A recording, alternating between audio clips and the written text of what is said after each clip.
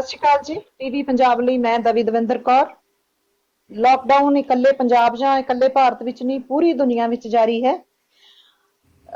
ਇਸੇ ਦੌਰਾਨ ਸਾਰੇ ਕੰਮਕਾਰ ਰੁਕੇ ਪਏ ਨੇ ਤੇ ਇਸ ਲਾਕਡਾਊਨ ਦੌਰਾਨ ਕੋਈ ਪੀੜਤ ਹੋ ਰਿਹਾ ਘਰ ਵਿੱਚ ਹੀ। ਇੱਕ ਸਾਡਾ ਅਣਦਿਸਦਾ ਦੁਸ਼ਮਣ ਹੈ ਕੋਵਿਡ-19 ਤੇ ਇੱਕ ਜੋ ਦੁਸ਼ਮਣ ਨੇ ਜੋ ਘਰਾਂ ਵਿੱਚ ਹੀ ਨੇ। ਮੇਰਾ ਮਤਲਬ ਹੈ ਕਿ ਅੱਧੀ ਦੁਨੀਆ ਭਾਵ ਕਿ ਔਰਤਾਂ ਵਿਰੁੱਧ ਹਿੰਸਾ ਹੋਰ ਵੱਧ ਗਈ ਹੈ ਇਸ ਦੌਰਾਨ। ਇਸ ਵਿਸ਼ੇ ਨੂੰ ਲੈ ਕੇ ਅਸੀਂ ਗੱਲਬਾਤ ਕਰਾਂਗੇ। ਮੇਰੇ ਨਾਲ ਨੇ ਅਨੂ ਚਤਰਥ ਜੀ, ਵਧੀਕ ਐਡਵੋਕੇਟ ਜਨਰਲ ਪੰਜਾਬ ਨੇ, ਪੰਜਾਬ ਯੂਨੀਵਰਸਿਟੀ ਚੰਡੀਗੜ੍ਹ ਦੀ ਲਾਅ ਫੈਕਲਟੀ ਦੇ ਉਹ ਡੀਨ, 2 ਵਾਰ ਸੈਨੇਟ ਮੈਂਬਰ, ਚੰਡੀਗੜ੍ਹ ਦੇ 2 ਵਾਰ ਮੇਅਰ ਰਹੇ ਨੇ। ਉਹਨਾਂ ਦਾ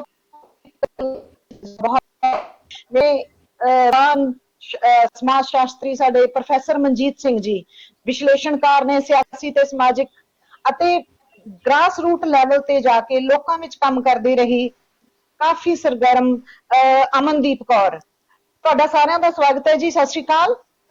ਆਪਾਂ ਸਭ ਤੋਂ ਪਹਿਲਾਂ ਗੱਲਬਾਤ ਦਾ ਸਿਲਸਿਲਾ ਸ਼ੁਰੂ ਕਰਦੇ ਹਾਂ ਅਨੂ ਚਤਰਥ ਜੀ ਨਾਲ। ਅਨੂ ਜੀ, ਤੁਸੀਂ ਕਿਉਂਕਿ ਕਾਨੂੰਨ ਨਾਲ ਸੰਬੰਧਿਤ ਹੋ ਤੇ ਕਾਫੀ ਜਨਤਕ ਜੀਵਨ ਵਿੱਚ ਤੁਹਾਡਾ ਤਜਰਬਾ ਬਹੁਤ ਰਿਹਾ ਹੈ। ਆਪਣੇ ਜਿਹੜਾ ਕੌਮੀ ਕਮਿਸ਼ਨ ਹੈ ਮਹਿਲਾਵਾਂ ਸੰਬੰਧੀ, ਉਹਦਾ ਕਹਿਣਾ ਹੈ ਕਿ 50% ਤੋਂ ਵੱਧ, ਉਹ ਤਾਂ ਬਹੁਤ ਖਤਰਨਾਕ ਅੰਕੜਾ ਉਹਨਾਂ ਵੱਲੋਂ ਬਿਆਨ ਕੀਤਾ ਜਾ ਰਿਹਾ ਹੈ, ਪਰ ਦਾ ਪ੍ਰਿੰਟ ਦੀ ਰਿਪੋਰਟ ਦੇ ਅਨੁਸਾਰ ਇਹ ਅੰਕੜਾ ਹੋਰ ਹੈ ਤੇ 21% ਤੋਂ ਲੈ ਕੇ 34-35% ਤੱਕ ਪੂਰੇ ਭਾਰਤ ਵਿੱਚ ਔਰਤਾਂ ਖਿਲਾਫ ਕ੍ਰਾਈਮ ਵਧਿਆ ਦੱਸਿਆ ਜਾ ਰਿਹਾ ਹੈ ਤੇ ਪੰਜਾਬ ਵਿੱਚ ਇਹ 34% ਦੇ ਕਰੀਬ ਹੈ। ਜੋ ਰਿਪੋਰਟਾਂ ਪਹਿਲਾਂ ਆਉਂਦੀਆਂ ਸੀ ਥਾਣਿਆਂ ਵਿੱਚ ਦਰਜ ਹੁੰਦੀਆਂ ਸੀ, ਹੁਣ ਉਹਨਾਂ ਦੀ ਗਿਣਤੀ ਵੱਧ ਗਈ ਹੈ। ਇਹਦੇ ਬਾਰੇ ਤੁਹਾਡਾ ਕੀ ਕਹਿਣਾ ਹੈ? ਤੁਸੀਂ ਸਾਡੇ ਜਰਾ ਟੀਵੀ ਪੰਜਾਬ ਦੇ ਦਰਸ਼ਕਾਂ ਨਾਲ ਇਸ ਤੇ ਥੋੜੀ ਚਰਚਾ ਵਿਸਥਾਰ ਚ ਸਾਡੇ ਨਾਲ ਜ਼ਰੂਰ ਕਰੋ। ਅਨੂ ਜੀ।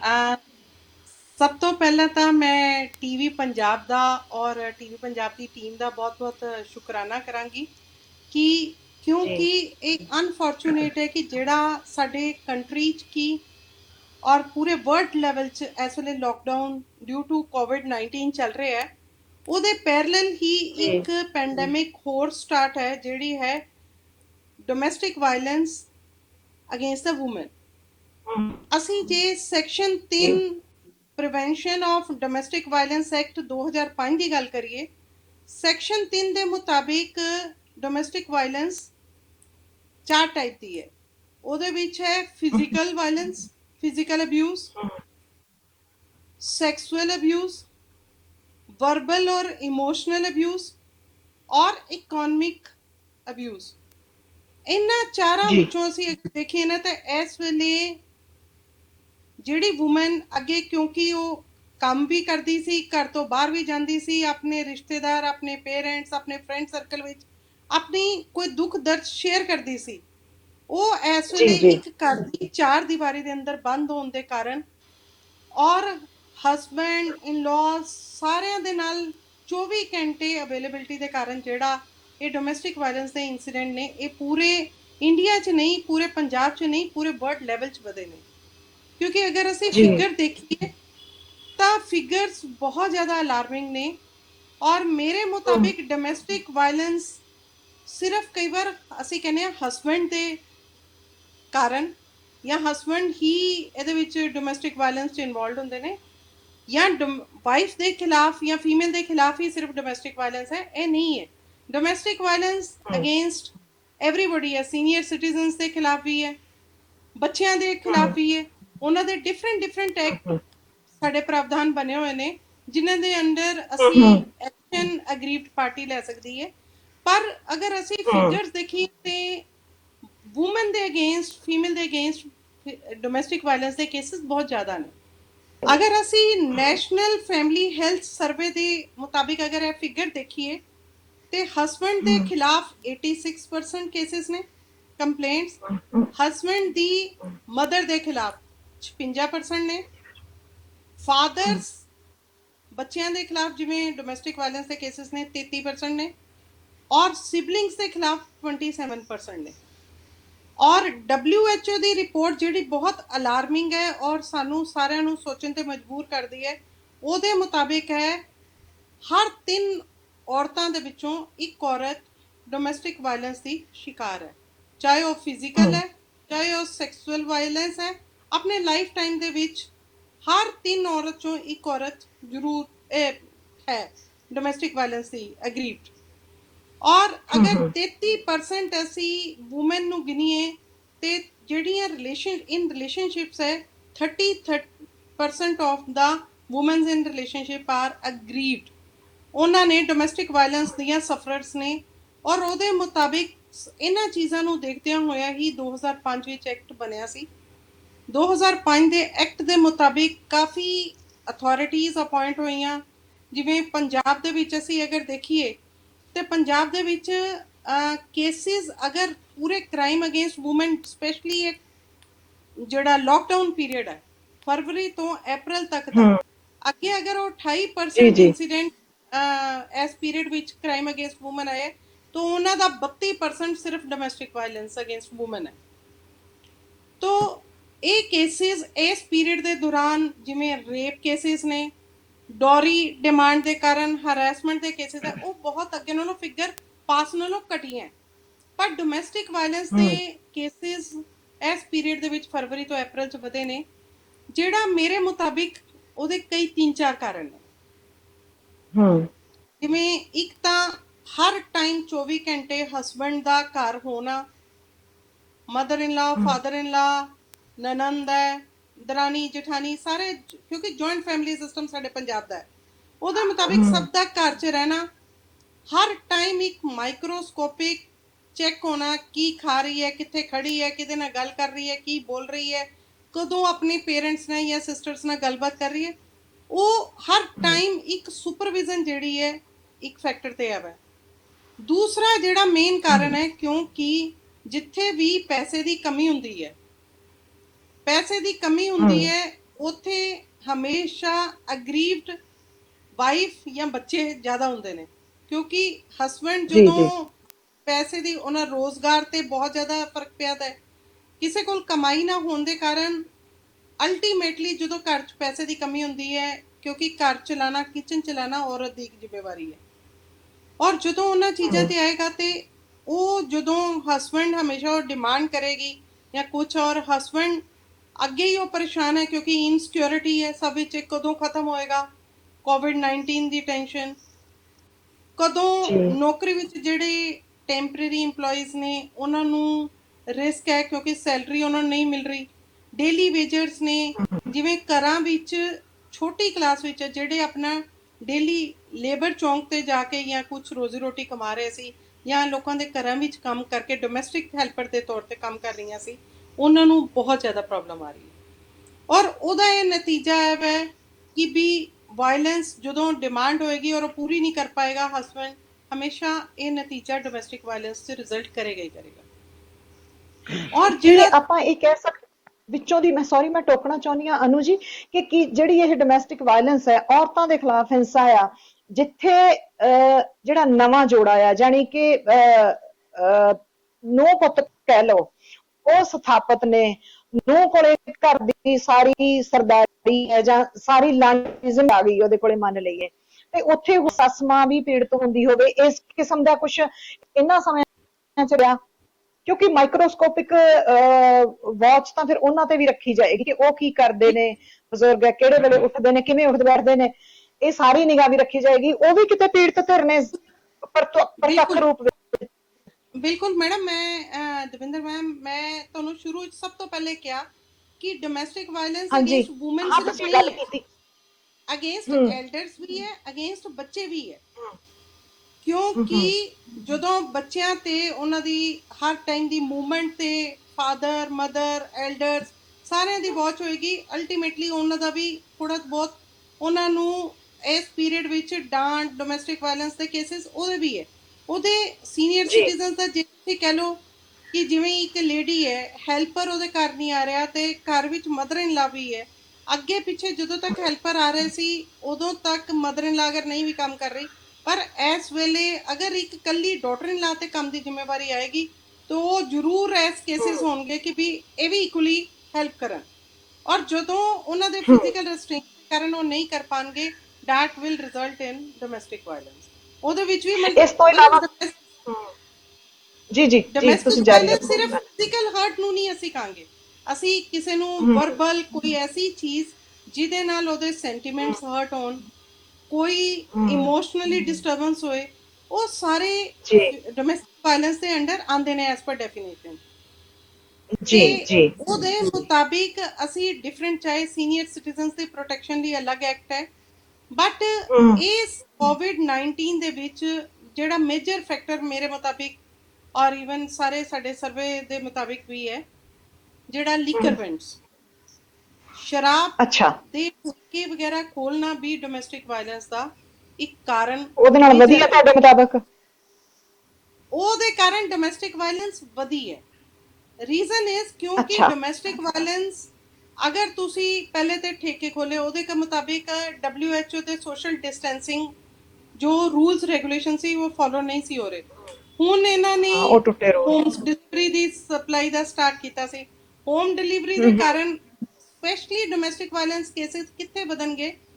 ਜਿੱਥੇ ਜੀ ਘਰ ਦੇ ਵਿੱਚ ਲਿਮਿਟਿਡ ਸੋਰਸਿਸ ਨੇ, ਲਿਮਿਟਿਡ ਆਪਣੀ ਸੇਵਿੰਗ ਹੈ, ਔਰ ਜਦੋਂ ਠੇਕੇ ਔਰ ਜਦੋਂ ਹੋਮ ਡਿਲੀਵਰੀ ਸਟਾਰਟ ਹੋਏਗੀ, ਹਸਬੈਂਡ ਜਾਂ ਆਦਮੀ ਘਰ ਦੇ ਜਦੋਂ ਸਾਰੀ ਪੈਸਾ ਆਪਣਾ ਇਹਦੇ ਲਈ ਤੇ ਪਰਚੇਸ ਤੇ ਖਰਚ ਦੇਣਗੇ, ਤੇ ਉਦੋਂ ਜਦੋਂ ਘਰ ਚਲਾਉਣ ਲਈ ਔਰ ਘਰ ਖਾਣ ਪੀਣ ਦੀ ਕਮੀ ਆਏਗੀ, ਉਦੋਂ ਡੋਮੈਸਟਿਕ ਵਾਇਲੈਂਸ ਦੇ ਕੇਸਿਸ ਬਹੁਤ ਜ਼ਿਆਦਾ ਉਹਦੇ ਕਾਰਨ ਵੱਧ ਰਹੇ ਨੇ।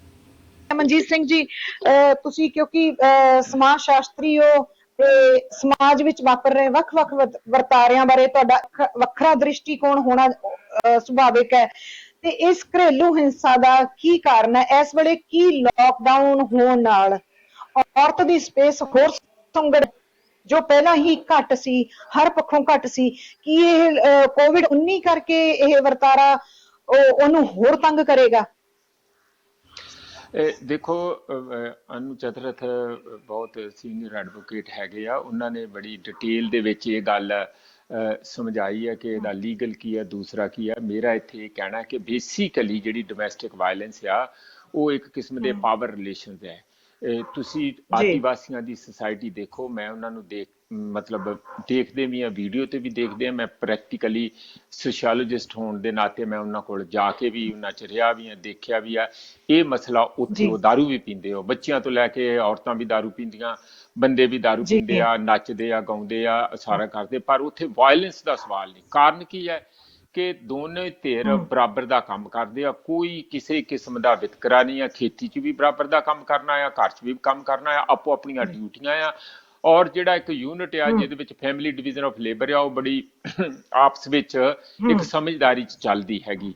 ਜਦੋਂ ਅਸੀਂ ਇਹ ਆਪਣੇ ਸੋ ਕਾਲਡ ਸੱਭਿਆ ਸਮਾਜ ਦੇ ਵਿੱਚ ਆ ਜਾਂਦੇ ਆ ਉੱਥੇ, ਔਰ ਜਿਸ ਕਿਸਮ ਦਾ ਸੱਭਿਆਚਾਰ ਇਸ ਸੱਭਿਆ ਸਮਾਜ ਦੇ ਵਿੱਚ ਅਸੀਂ ਵਰਤਾਰਾ ਬਣਾਇਆ, ਉਹਦੇ 'ਚ ਤੁਹਾਨੂੰ ਪਤਾ ਹੀ ਆ ਰਵੀ ਜੀ, ਗੁਰੂ ਨਾਨਕ ਦੇਵ ਜੀ ਨੇ ਵੀ ਕਿਹਾ ਕਿ ਸੋ ਕਿਉ ਮੰਦਾ ਆਖੀਏ ਜਿਤ ਜੰਮੇ ਰਾਜਾਨ। ਇਹਦਾ ਮਤਲਬ ਉਹਨਾਂ ਦਿਨਾਂ 'ਚ ਵੀ, ਉਹਨਾਂ ਵੇਲੇ ਵੀ ਇੰਨਾ ਜ਼ਿਆਦਾ ਔਰਤ ਦੇ ਨਾਲ ਇੱਕ ਕਿਸਮ ਦਾ ਵਿਤਕਰਾ ਸੀਗਾ। ਸਾਡੇ ਜਿਹੜੇ ਗ੍ਰੰਥ ਵੀ ਹੈਗੇ ਆ, ਤੁਸੀਂ ਸਾਰੇ ਧਰਮਾਂ ਨੂੰ ਤੁਸੀਂ ਦੇਖ ਲਿਓ, ਕਿੰਨੀਆਂ ਕੁ ਔਰਤਾਂ ਤੁਹਾਡੀਆਂ ਪਾਦਰੀ ਹੈਗੀਆਂ, ਕਿੰਨੀਆਂ ਕੁ ਔਰਤਾਂ ਜਿਹੜੀਆਂ ਦਰਬਾਰ ਸਾਹਿਬ ਦੇ ਵਿੱਚ ਕੀਰਤਨ ਤੇ ਜਾਂਦੀਆਂ ਆ, ਕਿ ਕਿੰਨੀਆਂ ਕੁ ਔਰਤਾਂ ਜਿਹੜੀਆਂ ਪ੍ਰੀਸਟ ਹੈਗੀਆਂ ਮੰਦਿਰਾਂ ਦੇ ਵਿੱਚ, ਤੁਸੀਂ ਸਾਰਾ ਆਪਣੇ ਸਾਫ਼ ਤੌਰ ਤੇ ਦੇਖ ਸਕਦੇ ਆ। ਇਸ ਕਰਕੇ ਭਾਵੇਂ ਸਾਡਾ ਸੱਭਿਆਚਾਰ ਆ, ਭਾਵੇਂ ਸਾਡਾ ਧਰਮ ਆ, ਏਡੀ ਵੱਡੀ ਇਹ ਜਕੜ ਆ, ਝਮੇਲਾ ਆ, ਇਹ ਕੁੱਲ ਮਿਲਾ ਕੇ ਔਰਤ ਦੇ ਹੱਕ 'ਚ ਨਹੀਂ ਹੈਗਾ। ਜਾਂ ਔਰਤ ਕਹਿ ਲਓ, ਜਾਂ ਤੁਸੀਂ ਕੋਈ ਵੀ ਜਿਹੜਾ ਪਾਵਰਲੈਸ ਆ, ਜਿਸ ਤਰ੍ਹਾਂ ਅਨੂ ਚਤਰਥ ਜੀ ਨੇ ਗੱਲ ਦੱਸੀ ਆ, ਹੁਣ ਬੱਚਾ ਕਿਉਂ ਵਾਇਲੈਂਸ ਦਾ ਸ਼ਿਕਾਰ ਹੁੰਦਾ? ਕਿਉਂਕਿ ਉਹ ਡਿਪੈਂਡੈਂਟ ਆ, ਵਲਨਰੇਬਲ ਆ। ਉਹ ਜੇ ਉਹਨੂੰ ਉਹਨੇ ਕੋਈ ਚੀਜ਼ ਮੰਗ ਲਈ, ਅਸੀਂ ਉਹਨੂੰ ਚਪੇੜ ਮਾਰ ਦਿੰਦੇ ਆ, ਕਿਉਂਕਿ ਉਹਨੇ ਤੇ ਆਪਣੇ ਬੱਚੇ ਤੌਰ ਤੇ ਜੋ ਉਹਨੂੰ ਜ਼ਰੂਰਤ ਲੱਗਦੀ ਉਸ ਕਰਕੇ ਮੰਗਣੀ। ਅਸੀਂ ਆਪਣੀ ਪਾਵਰ ਦੀ ਅਸਰਸ਼ਨ ਕਰਦੇ ਆ। ਇਸੇ ਤਰ੍ਹਾਂ ਜਦੋਂ ਬਜ਼ੁਰਗ ਹੋ ਜਾਂਦੇ ਆ, ਉਹ ਵਲਨਰੇਬਲ ਹੋ ਜਾਂਦੇ ਆ, ਤਾਂ ਉਹ ਵੀ ਦੂਜਿਆਂ ਦੇ ਹੱਥਾਂ ਵੱਲ ਵੇਖਣ ਵਾਲੀ ਗੱਲ ਆ। ਵੈਸਟ ਵਾਲਿਆਂ ਨੇ ਤੇ ਹੱਲ ਕੱਢ ਦਿੱਤਾ ਕਿ ਬਾਹਰ ਕੱਢ ਦਿਓ ਤੇ ਉਹਨਾਂ ਨੂੰ ਕੇਅਰ ਹੋਮ ਦੇ ਵਿੱਚ ਰੱਖ ਦਿਓ। ਜੋ ਤੁਸੀਂ ਦੇਖਦੇ ਆ ਕਰੋਨਾ ਵਾਇਰਸ ਦਾ ਕਿਵੇਂ ਵੱਡਾ ਪ੍ਰਕੋਪ ਉੱਥੇ ਚੱਲਿਆ, ਔਰ ਉਹਨਾਂ ਨੂੰ ਵੱਡੇ ਪੱਧਰ ਦੇ ਉੱਤੇ ਉਹਨਾਂ ਨੇ ਇਨਫੈਕਟ ਕੀਤਾ ਹੈਗਾ। ਸਾਡੇ ਅਜੇ ਇੰਡੀਆ ਦੇ ਵਿੱਚ ਇਹੋ ਜਿਹਾ ਬਹੁਤਾ ਰਿਵਾਜ ਨਹੀਂ ਆ, ਅਸੀਂ ਪਰਿਵਾਰ ਦੇ ਵਿੱਚ ਹੀ ਆ, ਪਰ ਪਰਿਵਾਰ ਵਿੱਚ ਜੀਵਨ ਜੋ ਨਰਕ ਬਣਦਾ ਆ, ਉਹਦੀ ਆਪਾਂ ਸਾਰੇ ਚੰਗੇ ਭਲੀ ਭਾਂਤ ਜਾਣਦੇ। ਉਹਦਾ ਮੁੱਖ ਤੌਰ ਤੇ ਜਿਹੜਾ ਮੈਂ ਕਾਰਨ ਜੜ ਵਿੱਚ ਸਮਝਦਾ ਆ, ਉਹ ਇਹ ਹੈ ਕਿ ਸਾਡੇ ਜਿਹੜੇ ਰਿਲੇਸ਼ਨ ਆ, ਉਹ ਇਸ ਕਿਸਮ ਨਾਲ ਅਸੀਂ ਆਪਣੇ ਰਿਸ਼ਤਿਆਂ ਨੂੰ, ਤਾਣੇ ਬਾਣੇ ਨੂੰ ਬਣਾ ਲਿਆ ਆ ਕਿ ਜਿਹਦੇ ਵਿੱਚ ਇੱਕ ਦੂਜੇ ਨੂੰ ਕੰਪਲੀਮੈਂਟਰੀ ਹੋਣ ਦੀ ਜਗ੍ਹਾ, ਇੱਕ ਦੂਜੇ ਦੇ ਸਹਾਈ ਹੋਣ ਦੀ ਜਗ੍ਹਾ, ਇੱਕ ਦੂਜੇ ਦੀ ਪੂਰਤੀ ਕਰਨ ਦੀ ਜਗ੍ਹਾ, ਜਿਹੜੀਆਂ ਈਵਨ ਮੈਨੂੰ ਸੌਰੀ ਇਹ ਕਹਿਣਾ ਪੈਂਦਾ, ਈਵਨ ਕਈ ਜਿਹੜੀਆਂ ਵਿਮਨ ਮੂਵਮੈਂਟ ਵੀ ਉੱਠੀਆਂ, ਉਹਨਾਂ ਨੇ ਇੱਕ ਦੂਜੇ ਦੇ ਵਿਰੋਧਤਾ ਖੜੀ ਕੀਤੀ। ਉਹਦੇ ਨਾਲ ਵੀ ਤੁਸੀਂ, ਕਿਉਂਕਿ ਦੇਖੋ ਇਹ ਇੱਕ ਰਿਲੇਸ਼ਨ ਜਿਹੜਾ ਰੱਬ ਵੱਲੋਂ ਬਣਿਆ, ਤੁਸੀਂ ਨੇਚਰ ਦੇ ਵਿੱਚ ਦੇਖਿਆ ਆ, ਉਹ ਇੱਕ ਦੂਜੇ ਦੀ ਪੂਰਤੀ ਵਾਲਾ ਰਿਲੇਸ਼ਨ ਹੈ। ਤੇ ਜੇ ਤੁਸੀਂ ਇੱਕ ਦੂਜੇ ਦੇ ਵਿਰੁੱਧ ਖੜੇ ਹੋਣ ਵਾਲਾ ਹੋ ਜਾਊਗਾ ਤੇ ਉਹ ਬੜਾ ਆਪਣੇ ਆਪ 'ਚ ਇੱਕ ਦਿੱਕਤ ਕਰਦਾ। ਪਰ ਇਹਦਾ ਮਤਲਬ ਮੇਰਾ ਇਹ ਨਹੀਂ ਕਿ ਆਦਮੀ ਜਿਹੜੇ ਆ ਉਹ ਘੱਟ ਗੁਜ਼ਾਰਦੇ ਆ, ਬਹੁਤ ਸਮਾਜ ਦੇ ਵਿੱਚ ਇਹਦੀਆਂ ਬੜੀਆਂ ਡੂੰਘੀਆਂ ਜੜ੍ਹਾਂ ਹੈਗੀਆਂ। ਔਰ ਜੋ COVID-19 ਦੇ ਦੌਰ ਦੇ ਵਿੱਚ, ਕਿਉਂਕਿ ਤੁਸੀਂ ਬੰਦ ਰਹਿੰਦੇ ਆ, ਕਿਉਂਕਿ ਤੁਸੀਂ ਬਾਹਰ ਨਹੀਂ ਜਾ ਸਕਦੇ, ਠੀਕ ਹੈ ਗੱਲ, ਉਹਨਾਂ ਹਾਲਾਤਾਂ ਦੇ ਵਿੱਚ ਇਹ ਭਾਵੇਂ ਫਰਾਂਸ ਆ, ਭਾਵੇਂ ਸਾਰੇ ਸਰਵੇ ਪੁਰਾਣੇ ਵੀ ਆਏ ਆ, ਹੁਣ ਵੀ ਸਰਵੇ ਲਗਾਤਾਰ ਆ ਰਹੇ, ਅਫਰੀਕਾ ਦੇ ਆ ਰਹੇ ਆ, ਲੈਟਨ ਅਮਰੀਕਾ ਦੇ ਆ ਰਹੇ ਆ, ਯੂਰਪ ਦੇ ਆ ਰਹੇ ਆ, ਕਿ ਇਹ ਵਾਇਲੈਂਸ ਭਾਵੇਂ ਔਰਤਾਂ ਦੇ ਖਿਲਾਫ ਹੋਵੇ, ਭਾਵੇਂ ਬੱਚਿਆਂ ਦੇ, ਭਾਵੇਂ ਵੱਡਿਆਂ ਦੇ, ਇਹਦਾ ਸਕੋਪ ਅੱਗੇ ਨਾਲੋਂ ਵਧਿਆ ਆ। ਉਹਦੇ ਕਾਰਨ ਚਲੋ ਹੋਰ ਵੀ ਹੈ, ਪਰ ਜਿਹੜਾ ਮੁੱਖ ਕਾਰਨ ਇੱਕ ਮੈਂ ਸਭ ਤੋਂ ਵੱਡਾ ਇਹੀ ਲੈਣਾ ਕਿ ਜਿਹੜੇ ਸਾਡੇ ਪਾਵਰ ਰਿਲੇਸ਼ਨ ਆ, ਉਹ ਜਿਹਦੇ ਵੀ ਹੱਥ ਤੁਸੀਂ ਚਾਬੀ ਘਰ 'ਚ ਫੜਾ ਦਿੰਦੇ ਆ, ਉਹ ਆਪਣੇ ਆਪ ਨੂੰ ਮਿੰਨੀ ਰਾਜਾ ਸਮਝਦਾ, ਬਾਕੀ ਦਿਨ ਨੂੰ ਕਹਿੰਦਾ ਕਿ ਮੇਰੇ ਆਰਡਰ ਮੁਤਾਬਕ ਚੱਲੋ।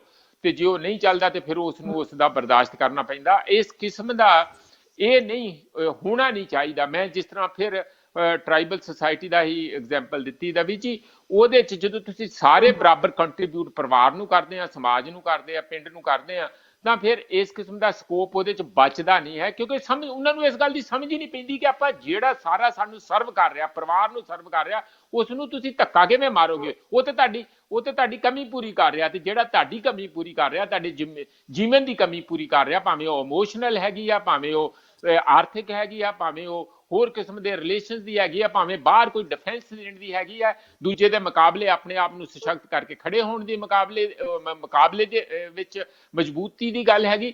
ਇਹ ਕੁੱਲ ਮਿਲਾ ਕੇ ਜਿਹੜਾ ਇਸ ਕਿਸਮ ਦੇ ਰਿਲੇਸ਼ਨ ਦੇ ਵਿੱਚ ਬੜਾ ਕੁਝ। ਪਰ ਜਿਹੜੀ ਸਭ ਤੋਂ ਦੁੱਖ ਵਾਲੀ ਗੱਲ ਹੈ ਕਿ ਇਸ ਵੇਲੇ ਅੱਜ ਦੀ ਤਰੀਕ ਦੇ ਵਿੱਚ ਸਾਡੇ ਜਿਹੜੇ ਮਨੁੱਖੀ ਰਿਸ਼ਤੇ ਆ, ਮਾਨਵ ਰਿਸ਼ਤੇ ਆ, ਉਹ ਕਾਫੀ ਉਹਦਾ ਬਜ਼ਾਰੀਕਰਨ ਹੋਣ ਕਰਕੇ ਕਿਵੇਂ ਵਸਤੂ ਦੇ ਤੌਰ ਤੇ, ਮਤਲਬ ਹਰ ਇੱਕ ਨੂੰ ਵਸਤੂ ਸਮਝਣਾ, ਔਰਤ ਨੂੰ ਵੀ ਵਸਤੂ ਸਮਝਣਾ, ਇਸ ਕਿਸਮ ਦੀ ਜਿਹੜੀ ਸੋਚ ਭਾਰੀ ਹੋਈ ਹੈ, ਉਸਨੇ ਸਾਡੇ ਰਿਸ਼ਤਿਆਂ ਦੇ ਵਿੱਚ ਜ਼ਿਆਦਾ ਵਿਗਾੜ ਪਾਇਆ। ਔਰ ਪੈਸਾ ਸਭ ਪ੍ਰਧਾਨ ਜਿਸ ਤਰ੍ਹਾਂ ਸਮਾਜ ਹੋਇਆ, ਜਾਂ ਵਸਤੂ ਪ੍ਰਧਾਨ ਸਮਾਜ ਹੋ ਗਿਆ, ਜਿਵੇਂ ਚੀਜ਼ਾਂ ਤੋਂ ਬੰਦੇ ਦੀ ਦਿੱਖ ਨੂੰ ਲੈਣਾ, ਇਹ ਸਾਰਾ ਕੁਝ ਜਿਸ ਕਿਸਮ ਨਾਲ ਪਿਛਲੇ ਸਮੇਂ 'ਚ ਹੋਇਆ, ਕਮੋਡਿਫਿਕੇਸ਼ਨ ਸਾਡੀ ਲਾਈਫ ਦੀ ਹੋਈ ਆ, ਉਸਨੇ ਵੀ ਕਾਫੀ ਸਾਡੇ ਰਿਸ਼ਤਿਆਂ ਦੇ ਵਿੱਚ ਕੜੱਤਣ ਵੀ ਭਰੀ ਆ। ਔਰ ਇਹ ਕੁੱਟ ਕਟਾਪਾ ਜਾਂ ਜਿਸ ਕਿਸਮ ਦੀ ਵੀ ਵਾਇਲੈਂਸ ਆ, ਭਾਵੇਂ ਉਹ ਵਰਬਲ ਹੋਵੇ, ਭਾਵੇਂ ਫਿਜ਼ੀਕਲ ਹੋਵੇ, ਉਹ ਵਧੀ ਹੈ। ਕਿਉਂਕਿ ਅਸੀਂ ਇੱਕ ਦੂਜੇ ਨੂੰ ਇਨਸਾਨ ਨਾ ਸਮਝ ਕੇ ਵਸਤੂ ਸਮਝਣ ਲੱਗ ਗਏ ਆ। ਇਸ ਦਾ ਬੜਾ ਭਾਰਾ, ਆਪਾਂ ਜਿਹੜੀ ਦਿੱਲੀ ਵਾਲੀ ਜਿੰਨੀ ਵੀ ਆਪਾਂ ਜਾਣਦੇ ਹਾਂ ਨਿਰਭਇਆ ਕੇਸ ਦਾ, ਕਿਵੇਂ ਬੰਦਾ ਇਸ ਤਰ੍ਹਾਂ ਇਸ ਪੱਧਰ ਤੇ ਪਹੁੰਚ ਸਕਦਾ ਆ, ਇਹ ਸਾਰੀਆਂ ਗੱਲਾਂ ਸਾਡੇ ਸਾਹਮਣੇ ਆ।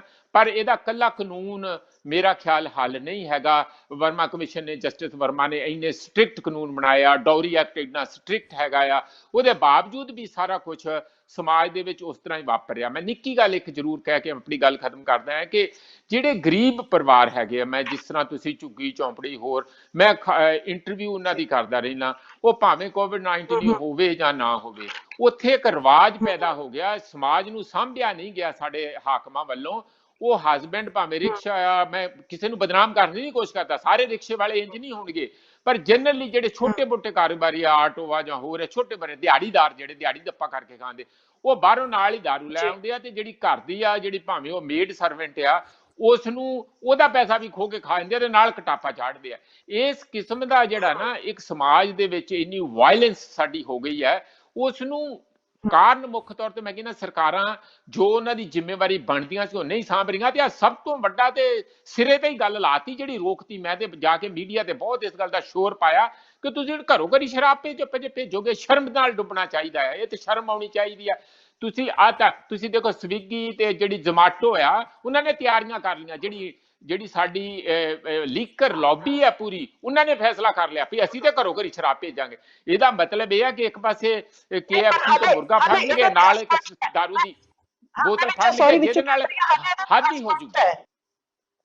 ਨਹੀਂ, ਸ਼ਰਾਬ ਇਹ ਬਿਲਕੁਲ ਮੰਨਣਯੋਗ ਗੱਲ ਹੈ ਕਿ ਇਹ ਹੱਦ ਹੀ ਹੋ ਜਾਣੀ ਹੈ, ਪਰ ਇਹ ਹਾਲੇ ਸ਼ਰਾਬ ਘਰਾਂ ਤੱਕ ਪਹੁੰਚਾਉਣ ਵਾਲੇ ਬਾਰੇ ਜਿਹੜਾ ਕਹਿ ਰਹੇ ਨੇ ਕਿ ਹੋਮ ਡਿਲੀਵਰੀ ਕਰਨੀ ਸੀ, ਉਹਦੇ ਬਾਰੇ ਰੌਲਾ ਪੈਣ ਤੋਂ ਮਗਰੋਂ ਹਾਲੇ ਸਥਿਤੀ ਅਸਪਸ਼ਟ ਹੈ। ਹਾਲ ਦੀ ਘੜੀ ਤਾਂ CM ਨੇ ਕਿਹਾ ਕਿ ਘਰੋਂ ਘਰੀ ਨਹੀਂ ਪਹੁੰਚਾਈ ਜਾਏਗੀ, ਕੈਪਟਨ ਅਮਰਿੰਦਰ ਸਿੰਘ ਨੇ। ਪਰ ਮਸਲਾ ਇਹ ਹੈ ਕਿ ਜਿਹੜਾ ਗਰੀਬ ਤਬਕਾ ਹੈ, ਜਿਨ੍ਹਾਂ ਦਾ ਜ਼ਿਕਰ ਤੁਸੀਂ ਰਿਕਸ਼ਾ ਵਾਲੇ ਜਾਂ ਦਿਹਾੜੀਦਾਰਾਂ ਦਾ ਕੀਤਾ ਕਿ ਉਹ ਆਉਂਦੇ ਹੋਏ ਦਾਰੂ ਦੀ ਬੋਤਲ ਖਰੀਦ ਲਿਆਉਂਦੇ ਨੇ, ਇਹ ਇੱਕ ਵੱਖਰਾ ਮੁੱਦਾ ਆ। ਹਾਂ ਬਿਲਕੁਲ ਔਰਤ ਖਿਲਾਫ ਹਿੰਸਾ ਹੁੰਦੀ ਹੈ। ਇਸ ਤਰ੍ਹਾਂ ਤਾਂ ਫਿਰ ਜਿਹੜੀ ਪੌੜੀ ਹੈ ਸਮਾਜ ਦੀ, ਸਾਡੇ ਹਾਇਰਾਰਕੀ ਦੀ, ਅਧਿਕਾਰਾਂ ਦੇ ਮੁਤਾਬਿਕ ਅਧਿਕਾਰ ਭਾਵੇਂ ਚਲੋ ਔਰਤਾਂ ਨੂੰ ਮਿਲੇ ਹੋਏ ਨੇ, ਪਰ ਇਸ ਪੌੜੀ ਵਿੱਚ ਸਭ ਤੋਂ ਥੱਲੇ ਫਿਰ ਤਾਂ ਦਲਿਤ ਮੰਨੇ ਜਾਂਦੇ, ਤੇ ਔਰਤ ਦਲਿਤਾਂ ਦੇ ਵੀ ਦਲਿਤ ਹੋ ਗਈ, ਜਿਹਦੇ ਤੇ ਹਰ ਮਤਲਬ ਘਰ ਦਾ ਹਰੇਕ ਮਰਦ ਆ ਕੇ ਰੋਹ ਪਾਉਣਾ ਚਾਹੇਗਾ।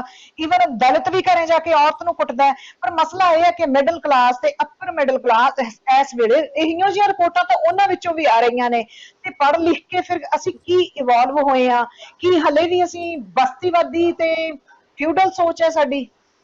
ਇਹ ਕਿਹੜੀ ਸੋਚ ਹੈ? ਜਿਹੜੇ ਤੁਸੀਂ ਗੱਲ ਕਰ ਰਹੇ ਹੋ ਕਿ ਇੱਕ ਮਿੰਟ ਮੈਂ ਉਹ ਸਪਸ਼ਟ ਤੁਹਾਡੇ ਤੋਂ ਉਹਦਾ ਅਸੀਂ ਜ਼ਰੂਰ ਜਵਾਬ ਮੰਗਣਾ ਚਾਹੁੰਦੇ ਹਾਂ ਕਿ ਤੁਸੀਂ ਕਹਿ ਰਹੇ ਹੋ ਕਿ ਹੁਣ ਅਸੀਂ ਕਮੋਡੀਫਾਈ ਹੋ ਗਏ ਹਾਂ, ਪਰ ਇਹ ਤਾਂ ਮੱਧ ਯੁੱਗ ਵਿੱਚ ਵੀ ਔਰਤ ਦੀ ਹਾਲਤ ਮਾੜੀ ਸੀ, ਤੇ ਹੁਣ ਤਾਂ ਅਸੀਂ ਪੜ੍ਹ ਲਿਖ ਕੇ ਆਪਣੇ ਆਪ ਨੂੰ ਗਰੋ ਕਰਕੇ ਇਵੋਲਵ ਹੋ ਗਏ ਮਹਿਸੂਸ ਕਰਦੇ ਸੀ।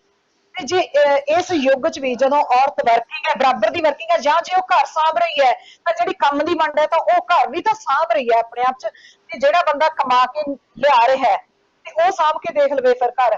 ਕੰਮ ਦੀ ਵੰਡ ਦਾ ਕੋਈ ਅਸੂਲ ਵੀ ਤਾਂ ਹੁੰਦਾ ਹੈ ਨਾ। ਇੱਥੇ ਸਵਾਲ ਇਹ ਹੈ ਕਿ ਕੀ ਅਸੀਂ ਹਲੇ ਵੀ ਫਿਊਡਲ ਆ? ਨਹੀਂ ਨਹੀਂ, ਇਹਦੇ ਚ ਫਿਊਡਲ ਕੈਪੀਟਲਿਸਟ ਉਸ ਕਿਸਮ ਦੀਆਂ ਗੱਲਾਂ ਚਲੋ ਇੱਕ ਆਪਣੇ ਆਪ ਚ ਸਾਨੂੰ ਆਪਣੀ ਥਿਓਰੈਟੀਕਲ ਸਮਝ ਲਈ ਉਹ ਹੈਗੀਆਂ ਆ। ਸਵਾਲ ਇਹ ਹੈ ਕਿ ਕਿਸੇ ਨੇ ਵੀ, ਮੈਂ ਤੇ ਤੁਹਾਨੂੰ ਧਰਮ ਸਾਰੇ ਦਾ ਗਿਣਾ ਕੇ ਦਿਖਾਤਾ, ਭਾਵੇਂ ਸਾਡਾ ਸਮਾਜ ਆ, ਭਾਵੇਂ ਸਾਡਾ ਸੱਭਿਆਚਾਰ ਆ, ਉਹਦੇ ਵਿੱਚ ਔਰਤ ਨੂੰ ਹਿਸਟੋਰੀਕਲੀ ਨਹੀਂ ਪਿਛਲਿਆਂ ਲੰਬੇ ਸਮੇਂ ਤੋਂ ਸਥਾਨ ਨਹੀਂ ਮਿਲਿਆ। ਪ੍ਰਿਮਟਿਵ ਸੁਸਾਇਟੀਆਂ ਦੇ ਵਿੱਚ ਜ਼ਰੂਰ ਉਹਨਾਂ ਦੇ ਬਰਾਬਰ ਦੇ ਹੱਕ ਹਕੂਕ ਹੈਗੇ, ਜਿੱਥੇ ਨਾ ਕੋਈ ਕਾਨੂੰਨ ਆ ਨਾ ਉਹਨਾਂ ਦੇ ਆਪਣੇ ਹੀ ਅਸੂਲ ਹੈਗੇ ਆ। ਉਹਦੇ ਵਿੱਚ ਤੁਸੀਂ ਭਾਵੇਂ ਬਿਲਕੁਲ ਹਾਂ, ਉਹਨਾਂ ਆਦੀਵਾਸੀਆਂ ਦੇ ਆਪਣੇ ਅਸੂਲ ਆ, ਉਹਦੇ ਮੁਤਾਬਕ ਚੱਲਦੇ ਆ। ਉੱਥੇ ਇਸ ਕਿਸਮ ਦੀ ਵਾਇਲੈਂਸ ਦੀ ਘੱਟੋ ਘੱਟ ਮੇਰੀ ਨੌਲੇਜ ਦੇ ਵਿੱਚ ਨਹੀਂ ਹੈ, ਉੱਥੇ ਪੋਸੀਬਿਲਿਟੀ ਵੀ ਨਹੀਂ ਹੈ, ਕਿਉਂਕਿ ਉਹਨਾਂ ਦਾ ਸਿੱਧਾ ਨੇਚਰ ਦੇ ਨਾਲ ਟਕਰਾਅ ਆ, ਤੇ ਜੇ ਰਲ ਕੇ ਨਹੀਂ ਲੜਨਗੇ ਤੇ ਉਹ ਨੇਚਰ ਤੋਂ ਬਚ ਨਹੀਂ ਸਕਦੇ, ਨੇਚਰ ਨੂੰ ਉਹਨਾਂ ਨੂੰ ਖਦੇੜ ਦਊਗੀ। ਇਸ ਕਰਕੇ ਉਹ ਇਕੱਠੇ ਰਹਿੰਦੇ ਆ। ਅਸੀਂ ਕਿਉਂਕਿ ਮਾਰਕੀਟ ਦੇ ਵਿੱਚ ਓਰੀਐਂਟਡ ਹੋ ਗਏ ਆ, ਅਸੀਂ ਆਪਣਾ ਜਿਹੜੀ ਤੁਸੀਂ ਨਾਲ ਇਹ ਗੱਲ ਕਹਿ ਰਹੇ ਆ ਨਾ ਕਿ ਪੜ੍ਹੇ ਲਿਖੇ ਲੋਕ, ਮਿਡਲ ਕਲਾਸ, ਇਹਨਾਂ ਗੱਲਾਂ ਦਾ ਕੋਈ ਅਰਥ ਨਹੀਂ ਹੈਗਾ। ਪੜ੍ਹਾਈ ਦੇ ਨਾਲ ਬੰਦਾ ਜ਼ਿਆਦਾ ਸਫਿਸਟੀਕੇਟਡ ਹੋ ਕੇ ਵਾਇਲੈਂਸ ਕਰਦਾ ਹੈ ਸਗੋਂ। ਇਸ ਕਰਕੇ ਪੜ੍ਹਾਈ ਅਸੀਂ ਕਿਹੋ ਜਿਹੀ ਕੀਤੀ ਹੈ, ਕੀ ਅਸੀਂ ਅੱਛੇ ਮਨੁੱਖ ਬਣਾਉਣ ਲਈ ਪੜ੍ਹਾਈ ਕੀਤੀ ਆ ਕਿ ਡਿਗਰੀਆਂ ਦੇ ਦਿੱਤੀਆਂ, ਜਾਂ ਤੁਸੀਂ ਉਹਦੇ ਵਿੱਚ ਡਾਕਟਰ ਬਣਾਤੇ, ਇੰਜੀਨੀਅਰ ਬਣਾ ਦਿੱਤੇ, ਅੱਛਾ ਇਨਸਾਨ ਤੇ ਤਰਾਸ਼ਿਆ ਨਹੀਂ। ਇਸ ਕਰਕੇ ਜਿਹੜਾ ਅੱਛਾ ਇਨਸਾਨ ਤਰਾਸ਼ਿਆ ਜਾਣਾ, ਉਹ ਇੱਕ ਚੰਗੇ ਸੱਭਿਆਚਾਰ ਵਿੱਚੋਂ, ਚੰਗੇ ਸਮਾਜ ਵਿੱਚੋਂ ਵਿੱਚੋਂ ਹੀ ਨਿਕਲਣਾ ਆ। ਪਰ ਅਸੀਂ ਜਿਸ ਕਿਸਮ ਦਾ ਸਮਾਜ ਦਾ ਨਿਗਾਰ ਕਰ ਦਿੱਤਾ, ਜਿਸ ਕਿਸਮ ਦਾ ਪਹਿਲਾਂ ਹੀ ਹੋਇਆ ਸੀ, ਹੋਰ ਉਸ ਨੂੰ ਮਾਰਕੀਟ ਪਲੇਸ ਤੇ ਲਿਆ ਕੇ ਅਸੀਂ ਉਸ ਨੂੰ ਇੱਕ ਕਿਸਮ ਦਾ ਵਸਤੂਆਂ ਵਾਂਗੂ ਬੰਦਿਆਂ ਨੂੰ ਦੇਖਣ ਲੱਗ ਗਏ, ਇੱਕ ਕਾਗ ਇਨ ਦਾ ਮਸ਼ੀਨ ਜਿਹਨੂੰ ਕਹਿੰਦੇ, ਉਸ ਤਰੀਕੇ ਨਾਲ ਦੇਖਣ ਲੱਗ ਗਏ ਆ। ਤਾਂ ਉਹਦੇ ਨਾਲ ਜਿਹੜਾ ਤੁਹਾਡਾ ਹਿਊਮਨ ਕੰਟੈਂਟ ਹੈਗਾ ਆ, ਜਿਹੜਾ ਮਨੁੱਖੀ ਇੱਕ ਮਾਨਵਵਾਦੀ ਤੁਹਾਡਾ ਚਿਹਰਾ ਹੁੰਦਾ ਆ, ਮਨੁੱਖਤਾ ਦਾ, ਦਇਆ ਦਾ, ਸਦਭਾਵਨਾ ਦਾ, ਪਿਆਰ ਦਾ।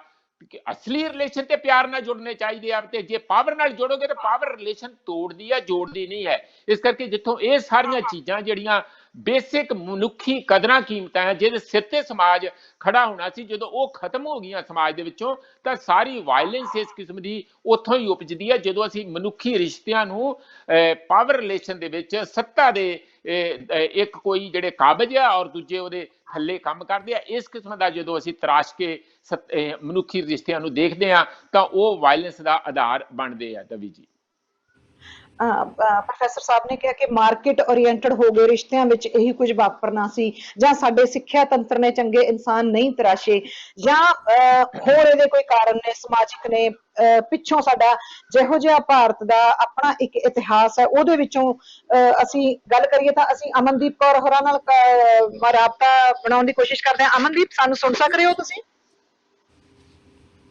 ਹਾਂ ਅਮਨਦੀਪ ਜੀ, ਹਾਂ ਤੁਸੀਂ ਕਿਉਂਕਿ ਪਿੰਡ ਦੇ ਪੱਧਰ ਤੇ ਲੋਕਾਂ ਨਾਲ ਵਿਚਰਦੇ ਹੋ, ਅਤੇ ਜਦੋਂ ਤੁਸੀਂ PhD ਕਰ ਰਹੇ ਸੀ ਤਾਂ ਜਿੱਥੋਂ ਤੱਕ ਮੇਰੀ ਜਾਣਕਾਰੀ ਹੈ, ਤੁਸੀਂ ਗੀਤਾਂ ਵਿੱਚ ਜਿਹੜੀ ਔਰਤ ਵਿਰੁੱਧ ਜਿਹੜਾ ਕੰਟੈਂਟ ਹੈ, ਜਾਂ ਔਰਤ ਵਿਰੁੱਧ ਉਹਨਾਂ ਦਾ ਹਿੰਸਕ ਰੁਖ ਹੈ ਗੀਤਾਂ ਦਾ, ਤੁਸੀਂ ਕੁਝ ਇਹੋ ਜਿਹੇ ਵਿਸ਼ੇ ਤੇ PhD ਕਰ ਰਹੇ ਸੀ। ਚਲੋ ਇਹ ਵੱਖਰਾ ਵਿਸ਼ਾ ਕਿ ਤੁਸੀਂ ਪੂਰੀ ਕੀਤੀ ਜਾਂ ਕਿਹੜੇ ਪੜਾਅ ਤੇ ਤੁਹਾਡੀ PhD ਹੈ, ਤੇ ਤੁਸੀਂ ਇਸ ਔਰਤਾਂ ਵਿਰੁੱਧ ਜਿਹੜੀ ਇਹ ਹਿੰਸਾ ਦੀਆਂ ਰਿਪੋਰਟਾਂ ਵਧੀਆਂ ਨੇ COVID-19 ਦੌਰਾਨ, ਲੋਕਡਾਊਨ ਦੌਰਾਨ, ਤੇ ਇਹਦੇ ਬਾਰੇ ਤੁਹਾਡਾ ਕੀ ਕਹਿਣਾ ਤੇ ਤੁਹਾਡੀ ਕੀ ਆਬਜ਼ਰਵੇਸ਼ਨ ਹੈ?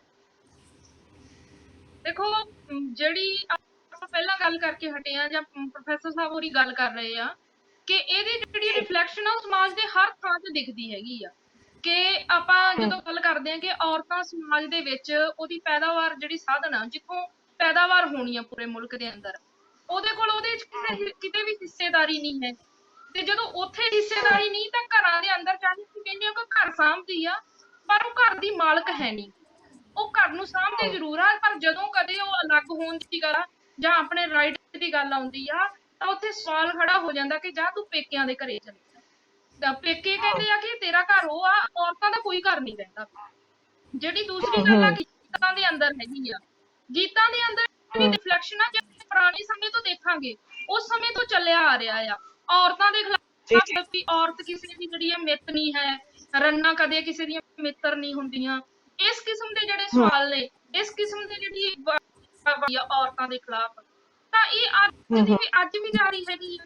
ਤਾਂ ਸਾਡਾ ਸਵਾਲ ਇਹ ਆ ਕਿ ਜਿੱਥੇ ਕਿਤੇ ਵੀ ਇਹ ਰਿਫਲੈਕਸ਼ਨ ਨਜ਼ਰ ਆਉਂਦੀ ਹੈ, ਚਾਹੇ ਉਹ ਗੀਤਾਂ ਦੇ ਵਿੱਚ, ਸੁਸਾਇਟੀ ਦੇ ਅੰਦਰ, ਘਰਾਂ ਦੇ ਅੰਦਰ, ਕਿਤੇ ਵੀ, ਤਾਂ ਸਾਨੂੰ ਇਹਦੇ ਖਿਲਾਫ ਜਿਹੜੀ ਆ ਚਾਹੀਦੀ ਹੈਗੀ ਤੇ ਔਰਤਾਂ ਨੂੰ ਇੱਕ ਬਰਾਬਰ ਦਾ ਮਨੁੱਖ ਸਮਝਿਆ ਜਾਣਾ ਚਾਹੀਦਾ। ਤੇ ਜਦੋਂ ਕਈ ਵਾਰੀ ਆਪਾਂ ਔਰਤਾਂ ਦੀ ਗੱਲ ਕਰਦੇ ਆ ਤਾਂ ਬਹੁਤ ਸਾਰੇ ਲੋਕਾਂ ਦਾ ਇਹ ਸਵਾਲ ਆ ਜਾਂਦਾ ਕਿ ਜਿਹੜੇ ਮਰਦ ਪਿਸ ਰਹੇ ਆ।